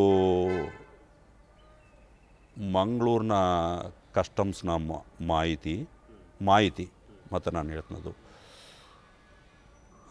ಅಂದರೆ ಬಾತ್ಮಿ ಇತ್ತು. ಅದು ಅದರ ಮೇಲೆ ಭಾಳ ಕರಾರುವಕ್ಕಾಗಿ, ಅಂದರೆ ಇವತ್ತಿನಷ್ಟು ತಂತ್ರಜ್ಞಾನ ಮುಂದುವರೆದಿರಲಿಲ್ಲ. ಹಳೆ ಕಾಲದ ಯುದ್ಧ ಇದ್ವಲ್ಲ ಆ ರೀತಿ. ಅಂದರೆ ರಾತ್ರಿಯೆಲ್ಲ ಇದನ್ನು ದೂರದೃಷ್ಟಿ ಯಂತ್ರವನ್ನು, ದುರ್ಬೀನನ್ನು ಹಾಕ್ಕೊಂಡು ಕೂತ್ಕೊಂಡು ಎಲ್ಲಿ ಬೆಳಕಿದೆ, ಎಲ್ಲಿ ಬರ್ತದೆ, ನೀರಿನಲ್ಲಿ ಎಲ್ಲಿದೆ ಅಂತ ನೋಡಿಕೊಂಡು, ಯಾಕಂದರೆ ಇಲ್ಲೊಂದು ಬೆಳಕಿರ್ತದೆ ಯಾವಾಗಲೂ, ಯಾಕಂದರೆ ಅದು ಸಾಗಣೆ ಮಾಡ್ಬೇಕಾರೆ ಎಲ್ಲಿಗೆ ಬರಬೇಕು ಅನ್ನೋದಕ್ಕೆ. ದೀಪಕಂಬ ಬೇರೆ, ಲೈಟ್ ಹೌಸ್ ಬೇರೆ. ಲೈಟ್ ಹೌಸ್ ಇರೋ ಕಡೆ ಹೋಗಲ್ಲ, ಲೈಟ್ ಹೌಸ್ ಇರೋ ಕಡೆ ಹೋಗಲ್ಲ. ಇವರು ತನ್ನದೇ ಆದ, ಈಗ ನೀವು ಗಂಧದ ಗುಡಿ ಸಿನಿಮಾ ನೋಡಿದ್ರಲ್ಲ, ಕುಕ್ಕು ಕುಕ್ಕು ಅದು ಕದಿಬೇಕಾರೆ ಹೆಂಗೆ ಮಾಡ್ತಾರೆ ಅಂತ, ಆ ಥರ ಅವ್ರದ್ದೇ ಆದ ಒಂದು ಜಾಲ ಇರ್ತದೆ. ಅವನು ಎಲ್ಲೋ ಬೆಳಕು ಆವಾಗ ಪಿಳಿ ಪಿಳಿ ಪಿಳಿ ಪಿಳಿ ಅಂತ ಬೆಳಕು ಬಿಡ್ತಾ ಇರ್ತಾನೆ. ಅದನ್ನು ನೋಡಿಕೊಂಡು ದೂರದಲ್ಲಿ ಅವ್ರು ಬರ್ತಾ ಇರ್ತಾರೆ. ನಮ್ಮವ್ರಿಗೆ ಇವೆಲ್ಲ ಗಮನಿಸ್ತಿರ್ತಾರೆ. ಅವಾಗ ಅದು ನಮ್ಮವ್ರು ಬೆಳಕು ಬಿಡಂಗಿಲ್ಲ. ದುಬೈಯಿಂದ ಮಂಗಳೂರಿಗೆ ಬರ್ತಾ ಇರುವಂತಹ ಹಡಗಲ್ಲಿ. ಹೌದು ಹೌದು. ಅಂದರೆ ದುಬೈನಿಂದಲೂ ಗಮನಿಸಲ್ಲ, ನಾನು ಅದನ್ನೂ ಒಂದು ಹೇಳಿಲ್ಲ. ಅಂದರೆ ಬಂದಿರುವಂಥದ್ದು ಅಂದರೆ ಹತ್ತತ್ರಕ್ಕೆ ಬಂದಿರ್ತಾರೆ. ಬಾತ್ಮಿ ಪಕ್ಕ ಇರ್ತದೆ, ಸಾಮಾನ್ಯವಾಗಿ ಬಾತ್ಮಿ ಪಕ್ಕ ಇರ್ತದೆ. ಪಕ್ಕ ಇದ್ದ ಸಂದರ್ಭದಲ್ಲಿ ಖಚಿತಪಡಿಸ್ಕೊಂಡು ಕಾರ್ಯಾಚರಣೆಗೆ ಮುಂದಾಗ್ತಾರೆ. ಆ ಕಾರ್ಯಾಚರಣೆ ಅದು ಆಗೆಲ್ಲ ಸಾಮಾನ್ಯವಾಗಿ ರಾತ್ರಿನೇ, ಹಗಲು ಸಾಮಾನ್ಯವಾಗಿ ಮಾಡಲ್ಲ. ಮತ್ತು ಇನ್ನೊಂದು ಹೇಳ್ಬೇಕಂದ್ರೆ ಮೀನುಗಾರರು ಭಾಳ ಒಳ್ಳೆ ಬಾತ್ಮಿದಾರರು. ಯಾಕಂದ್ರೆ ಅವರು ಅಲ್ಲಿ ಸಮುದ್ರಕ್ಕೆ ಮೀನು ಹಿಡಿಯೋಕೆ ಹೋಗ್ತಾರಲ್ಲ, ಹಂಗಾಗಿ. ಮತ್ತು ಅವ್ರು ಅಲ್ಲೇ ಇರೋರು. ಮತ್ತು ಅವರ ಸಹಾಯವನ್ನು ಅವರು ಪಡ್ಕೊತಿರ್ತಾರೆ, ಎಲ್ಲಿ ಯಾವ ಜಾಗದಲ್ಲಿ ಅನುಕೂಲ ಹಂಗೆ ಅಂತ. ಆದರೆ ಅದು ಭಾಳ ಕೆಲವು ವ್ಯಕ್ತಿಗಳಿಗೆ ಮಾತ್ರ ಗೊತ್ತಿರುತ್ತೆ. ಯಾಕಂದರೆ ಕಳ್ತನ ಮಾಡೋದು ಜಗತ್ತಿಗೆಲ್ಲ ಹೇಳ್ಬಿಟ್ಟು ಕಳ್ತನ ಮಾಡೋಕ್ಕಾಗಲ್ಲ. ಸಾಧ್ಯವಾದಷ್ಟು ಇಬ್ಬರ ನಡುವೆ, ಇಬ್ಬರನ್ನ ಮೀರಿದ್ರು 3 ಹಿಂಗೆ ಅಷ್ಟೇ. ಅಂದರೆ ಭಾಳ ಅದು ವಿಸ್ತಾರವಾದಷ್ಟು ಗುಟ್ಟಾಗಿ ಉಳಿಯೋದಿಲ್ಲ. ಹಂಗೆ ನಡೆದು ರಾತ್ರಿ ವೇಳೆ ಧೋ ಅಂತ ಕರೀತಾರೆ ಅವನ್ನ. ಅವಕ್ಕೆ ಹೆಸರೇ ಅರಬ್ ಧೋ ಅಂತ ಕರೀತಾರೆ. ಅಂದರೆ ದೋಣಿಯಂತಹ ರಬ್ಬರ್ನ ತೇಲುವ ಸಾಧನ, ಅದಕ್ಕೆ ಯಂತ್ರವನ್ನು ಅಳವಡಿಸಿದ್ದಾರೆ, ಅಂದರೆ ಮೋಟ್ರನ್ನು ಅಳವಡಿಸಿರ್ತಾರೆ. ಹಾಗಾಗಿ ಅದು ವೇಗವಾಗಿ ಚಲಿಸಬಲ್ಲದು. ಅಂಥದ್ರಲ್ಲಿ ಸಾಗಣೆಯನ್ನು ಮಾಡ್ತಿದ್ರು. ಈಗ ಗಡಿ ಪಹರೆ ಜೋರಾಗಿದೆ. ಆಗಿನ ಕಾಲಕ್ಕೆ ನೀವು ನೆನೆಸ್ಕೊಳ್ಳಿ, ಆಗ ಈಗೇನು ನೌಕಾ ನೆಲೆ ಇದೆಯಲ್ಲ ಕಾರವಾರದ ಬಳಿ, ಅದಿರಲಿಲ್ಲ. ಈಗ ಅವರು ಪಹರೆ ಜವಾಬ್ದಾರಿಯನ್ನು ಪೂರ್ತಿ ಹೊತ್ಕೊಂಡಿದ್ದಾರೆ. ಕಸ್ಟಮ್ಸು ಇರ್ತದೆ, ಕಸ್ಟಮ್ಸ್ ಇದ್ದೇ ಇರ್ತದೆ. ಏಕೆಂದರೆ ಅವರು ಒಂದು ವೇಳೆ ನೌಕಾಪಡೆಗೆ ಗೊತ್ತಾದರೂ ಸಹಿತ ನೌಕಾಪಡೆಯವ್ರು ಮತ್ತೆ ನಮಗೆ ವಹಿಸ್ಕೊಡ್ಬೇಕು, ಅಂದರೆ ಕಸ್ಟಮ್ಸ್ಗೆ ವಹಿಸ್ಕೊಡ್ಬೇಕು. ಈಗ ಪೊಲೀಸರು ಹಿಡಿದ್ರು ಪೊಲೀಸರು ಸಮೇತ ಕಸ್ಟಮ್ಸ್ಗೆ ವಹಿಸ್ಕೊಡ್ಬೇಕು. ಆ ಥರದ ಪ್ರಕರಣಗಳಲ್ಲಿ ಅದನ್ನು ಪೊಲೀಸ್ ತನಿಖೆಗೆ ಆಗಲ್ಲ, ಅದಕ್ಕೆ ಒಳಪಡಲ್ಲ. ಏಕೆಂದರೆ ವಿಶಿಷ್ಟವಾದ ಪ್ರತ್ಯೇಕವಾದ ಇದಕ್ಕೆ ಇರುವಂತಹ ಕಾಯ್ದೆ ಏನಿದೆಯಲ್ಲ ಅದರ ಅನುಸಾರವೇ ಮಾಡಬೇಕು. ಅದರ ಪ್ರಕಾರ ಪ್ರಾಪ್ತ ಅಧಿಕಾರಿ ಅಂತಂದರೆ ನಮ್ಮವರೇ ಇರ್ತಾರೆ, ಅವರು ಅದನ್ನು ಮಾಡ್ತಾರೆ. ಅಂದರೆ ಕಸ್ಟಮ್ಸ್ನವರೇ ಇರ್ತಾರೆ, ಅವರು ಅದನ್ನು ಮಾಡಬೇಕಾಗತ್ತೆ. ಹಿಡಿಯೋರು ಬೇರೆ ಆದರೂ ಸಮೇತ ಇವರಿಗೆ ವಹಿಸ್ಕೊಡ್ಬೇಕಾಗತ್ತೆ. ಅಂಥ ಸಂದರ್ಭದಲ್ಲಿ ಭಾಳಷ್ಟು ಜನ ಅದರಲ್ಲಿ ಬಾತ್ಮಿ ಒಬ್ಬ ಅಧೀಕ್ಷಕನಿಗೆ ಅಂದರೆ ಸೂಪರ್ಡೆಂಟ್ಗೆ ಸಿಕ್ತು. ನಂತರ ಅದು ಮೇಲಧಿಕಾರಿಗಳ ತನಕ ಹೋಯಿತು. ಮೇಲಧಿಕಾರಿಗಳು ಅವರು ಎಲ್ಲ ಸೇರಿಕೊಂಡು ಸಾಮಾನ್ಯವಾಗಿ ಒಂದು ಹೇಳ್ತೀನಿ, ಅಂಥ ಸಂದರ್ಭದಲ್ಲಿ ಉಳಿದು ಯಾರಿಗೂ ಗೊತ್ತಿರಲ್ಲ, ಎಲ್ಲಿ ಯಾವಾಗ ಏನು ನಡೀತದೆ ಅಂತ ಯಾರಿಗೂ ಗೊತ್ತಿರಲ್ಲ.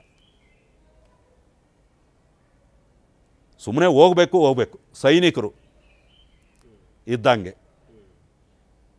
ಯುದ್ಧ ಎಲ್ಲಿ, ಬಾಳಾಕೋಟೆ ಯಾವುದು, ಏನೂ ಗೊತ್ತಿರಲ್ಲ. ಅಲ್ಲಿಗೆ ಹೋದ ಮೇಲೇ ಅಲ್ಲೂ ಸಮೇತ ಏನಾಗುತ್ತೆ ಅಂತ ಗೊತ್ತಿಲ್ಲ. ನಡೆಯುವ ಸಂದರ್ಭದಲ್ಲಿ ಮಾತ್ರ ಒಂದಿಷ್ಟು ಸಂಕ್ಷಿಪ್ತವಾಗಿ ವಿವರಣೆಯನ್ನು ಕೊಡ್ತಾರೆ. ನಾವು ಯಾಕೆ ಬಂದಿದ್ದೀವಿ, ಇನ್ನೇನು ಹತ್ತತ್ರ ಬಂದೇ ಬಿಟ್ವಿ, ಬಂದೇ ಆಗ್ತದೆ ಅಂದಾಗ. ಇಲ್ಲದೆ ಹೋದ್ರೆ ಏನಾಗುತ್ತೆ ಅಂತ, ಏಕೆಂದರೆ ಇಲ್ಲದ ಕೆಲಸ ಮಾಡೋಕ್ಕಾಗಲ್ಲ. ಏಕೆಂದರೆ ಅದರಲ್ಲಿ ಯಾರು ಏನಿರ್ತಾರೆ ಅಂತ ಗೊತ್ತಾಗಲ್ಲ, ಯಾರಿಗೆ ಎಲ್ಲೆಲ್ಲಿ ಸಂಪರ್ಕ ಇರ್ತದೆ ಅಂತ ಗೊತ್ತಾಗಲ್ಲ. ನಾವೇನು ಬ್ಲ್ಯಾಕ್ ಶಿಪ್ ಅಂತೀವಲ್ಲ, ಎಲ್ಲಿ ಯಾರು ಇರ್ತಾರೆ ಅಂತ ಹೇಳೋಕ್ಕಾಗಲ್ಲ. ಈ ಕಾರಣಕ್ಕೆ ಅದನ್ನು ಭಾಳ ಗುಟ್ಟಾಗಿ ಮಾಡಿದ್ದೂ ಆಯಿತು. 3 ಕ್ವಿಂಟಾಲ್ ಬಂಗಾರ ಹಿಂದೆನೂ ಆಗಿರಲಿಲ್ಲ, ಅದರ ನಂತರವೂ ಇವತ್ತಿನವರೆಗೂ ಆ ಥರ ಆಗಿಲ್ಲ. 300 kg ಬಂಗಾರ, 300 kg ಬಂಗಾರ ಆವತ್ತಿನ ಕಾಲಕ್ಕೆ ಸುಮಾರು 10 ಕೋಟಿ ರೂಪಾಯಿಗಳು. ಆವತ್ತಿನ ಕಾಲಕ್ಕೆ ನಾನು ಹೇಳ್ತಿರೋದು, ಇವತ್ತಿನ ಲೆಕ್ಕ ಹಾಕ್ಬೇಡ್ರಿ. ಬಂಗಾರದ ಬೆಲೆ ಕಮ್ಮಿ ಇತ್ತು ಆವಾಗ. ಒಂದು 3,000-3,500 ರೂಪಾಯಿ ಒಂದು 10 ಗ್ರಾಮಿಗೆ. ಆ ಥರ ಲೆಕ್ಕ ಹಾಕ್ಕೊಳ್ಳಿ. ಆ ಸುಮಾರಿನಲ್ಲಿತ್ತು. 85ರಿಂದ 89, 90 ಅವಧಿನಲ್ಲಿ ಬಂಗಾರದ ಬೆಲೆ ನೋಡ್ಕೊಳ್ಳಿ ನೀವು. ಅವಾಗ ಇನ್ನೂ ಕಮ್ಮಿನೇ ಇತ್ತು. ಅದನ್ನೇ ಭಾರಿ ಅಂತಿದ್ವಿ ಜನ ಆಗಿನ ಕಾಲಕ್ಕೆ. ಅಂಥ ಸಂದರ್ಭದಲ್ಲಿ ಆಗಿದ್ದು ಅದು ಭಾಳ ದೊಡ್ಡ ಪ್ರಕರಣ. ಇಡೀ ನಮ್ಮ ದೇಶದಲ್ಲಿ ಆಗಿರುವಂಥ ದೊಡ್ಡ ಪ್ರಕರಣಗಳಲ್ಲಿ ಅದೇ.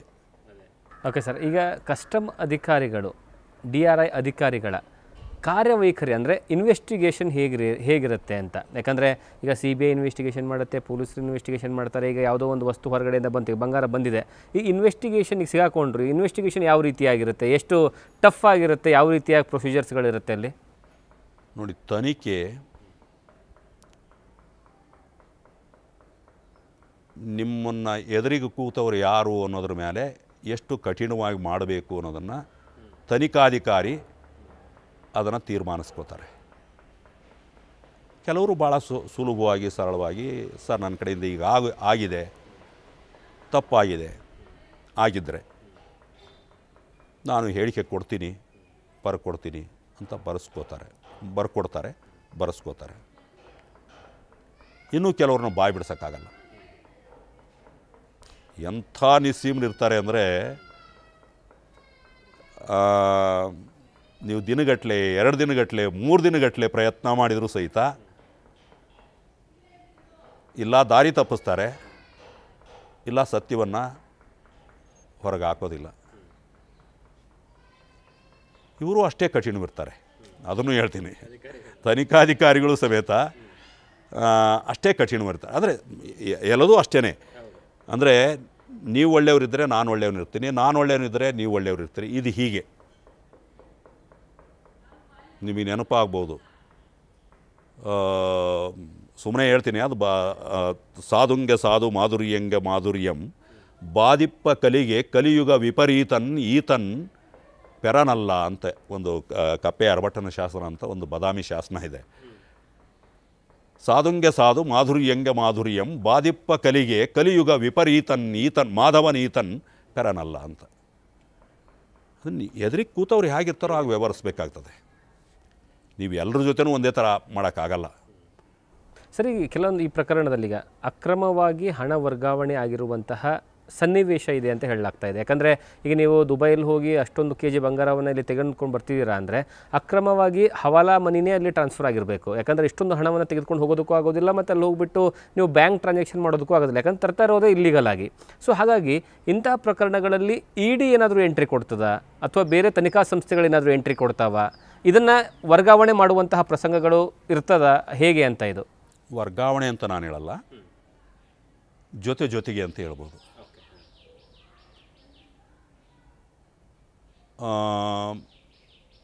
ಎಲ್ಲವೂ ಸೋದರ ಸಂಸ್ಥೆಯ ವ್ಯಾಪ್ತಿಗೆ ಒಳಪಡಲಿಕ್ಕಿಲ್ಲ. ಈಗ ಉದಾಹರಣೆಗೆ ಈ ಪ್ರಕರಣದಲ್ಲಿ CBIನವರು ತನಿಖೆ ನಡೆಸ್ತಿದ್ದಾರೆ ಅಂತ ಹೇಳ್ತಿದ್ದಾರೆ. ಅವರ ತನಿಖೆಯ ವ್ಯಾಪ್ತಿ ವಿಷಯಗಳು ಅದೇ ಅಪರಾಧದ ಬೇರೆ ಬೇರೆ ಮುಖಕ್ಕೆ ಸಂಬಂಧಿಸಿದ್ದಾಗಿರ್ತದೆ. ಈಗ ಹವಾಲಾ ಪ್ರಶ್ನೆ ಬಂತು ಅಂತಂದರೆ ಅದನ್ನು ಸಾಮಾನ್ಯವಾಗಿ ಜಾರಿ ನಿರ್ದೇಶನಾಲಯ ಇಡಿ ಅವರು ಅದನ್ನು ಮಾಡ್ತಾರೆ. ನಾನು ಆರಂಭದಲ್ಲಿ ನಿಮಗೊಂದು ಮಾತು ಹೇಳ್ತಿದ್ದೆ, ಈಗ ಬಂಗಾರದ ಕಳ್ಳಸಾಗಣೆ ಆಕರ್ಷಕವಾಗಿ ಉಳಿದಿಲ್ಲ ಅಂತಂದೇಳ್ಬಿಟ್ಟು, ಆದರೆ ಅಕ್ರಮ ಚಟುವಟಿಕೆಗಳಿಗೆ ಅದು ಮೂಲವಾಗ್ತದೆ. ಅದಕ್ಕೆ ಬಂಗಾರವನ್ನು ಕದ್ದು ತರುವ ಪ್ರಯತ್ನ ನಡೀತದೆ ಅಂತಂದೇಳ್ಬಿಟ್ಟು, ಅದರಲ್ಲಿ ಆರ್ಥಿಕತೆಯ ಮೇಲೆ ಅದು ಬೀರುವ ದುಷ್ಪರಿಣಾಮವೇ ಹೆಚ್ಚು ಕದ್ದು ತಂದಂತಹ ಸಂದರ್ಭದಲ್ಲಿ. ಆ ಕಾರಣಕ್ಕಾಗಿಯೇ ನೋಡಿ, ಸನ್ಮಾರ್ಗದಲ್ಲಿ ಕಾನೂನಿನ ಮಾರ್ಗದಲ್ಲಿ ಬಂದಾಗ ಆರ್ಥಿಕತೆಗೆ ಬಲ ಬರ್ತದೆ, ನೀವು ಅನ್ಯ ಮಾರ್ಗದಲ್ಲಿ ತಂದಾಗ ಆರ್ಥಿಕತೆಗೆ ಅದು ಮಾರಕವಾಗ್ತದೆ. ಈಗ ಹಂಗಾರೆ ಬಂಗಾರ ಇಷ್ಟು ತರಬಾರ್ದು ಯಾತಕ್ಕೆ? ಹೊರಗಡೆಯಿಂದ ಬಂಗಾರ ಬಂದ್ರೆ ತಪ್ಪೇನು ಅಂತಂದೇಳ್ಬಿಟ್ಟು, ಬಂಗಾರ ಸಕ್ರಮವಾಗಿ ಕಾನೂನು ಮಾರ್ಗದಲ್ಲಿ ಬಂದು ಅದು ದೇಶದ ಆರ್ಥಿಕ ವರ್ಧನೆಗೆ ಕಾರಣ ಆಗೋದಾದರೆ ಅದು ತೊಂದರೆನೇ ಇಲ್ಲ, ಅದಕ್ಕೆ ಅವಕಾಶನೇ ಮಾಡಿಕೊಟ್ಟಿದೆ ಕಾನೂನಲ್ಲಿ.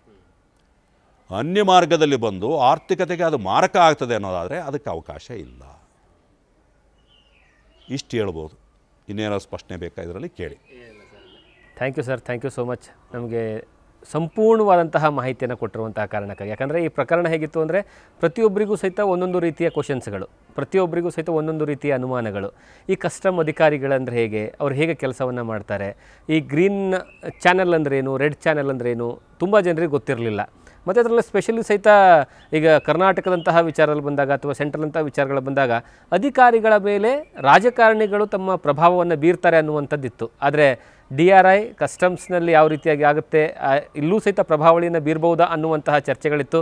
ಎಲ್ಲದಕ್ಕೂ ಸಹಿತ ನಮಗೆ ಸಂಪೂರ್ಣವಾದಂತಹ ಮಾಹಿತಿಯನ್ನು ಕೊಟ್ರಿ, ಎಲ್ಲದಕ್ಕೂ ಸಹಿತ ಕ್ಲಿಯರ್ ಆದಂತಹ ಜನರಿಗೆ ಅರ್ಥ ಆಗೋ ರೀತಿಯಲ್ಲಿ ಸಂಪೂರ್ಣವಾದಂಥ ವಿವರಣ ಕೊಟ್ರಿ. ತುಂಬ ಧನ್ಯವಾದ ನಿಮಗೆ. ನಿಮಗೂ ಸಹ ಧನ್ಯವಾದಗಳು. ಒಳ್ಳೆಯದಾಗಲಿ. Thank you sir. ಇದು ಈ ಹೊತ್ತಿನ ವಿಶೇಷ. ಇದೇ ರೀತಿಯಾದಂತಹ ನ್ಯೂಸ್ಗಳಿಗಾಗಿ ನೋಡ್ತಾ ಇರಿ ನ್ಯೂಸ್ ಫಸ್ಟ್, ನಿರ್ಭೀತಿಯಿಂದ ನಿಮ್ಮ ಪರವಾಗಿ.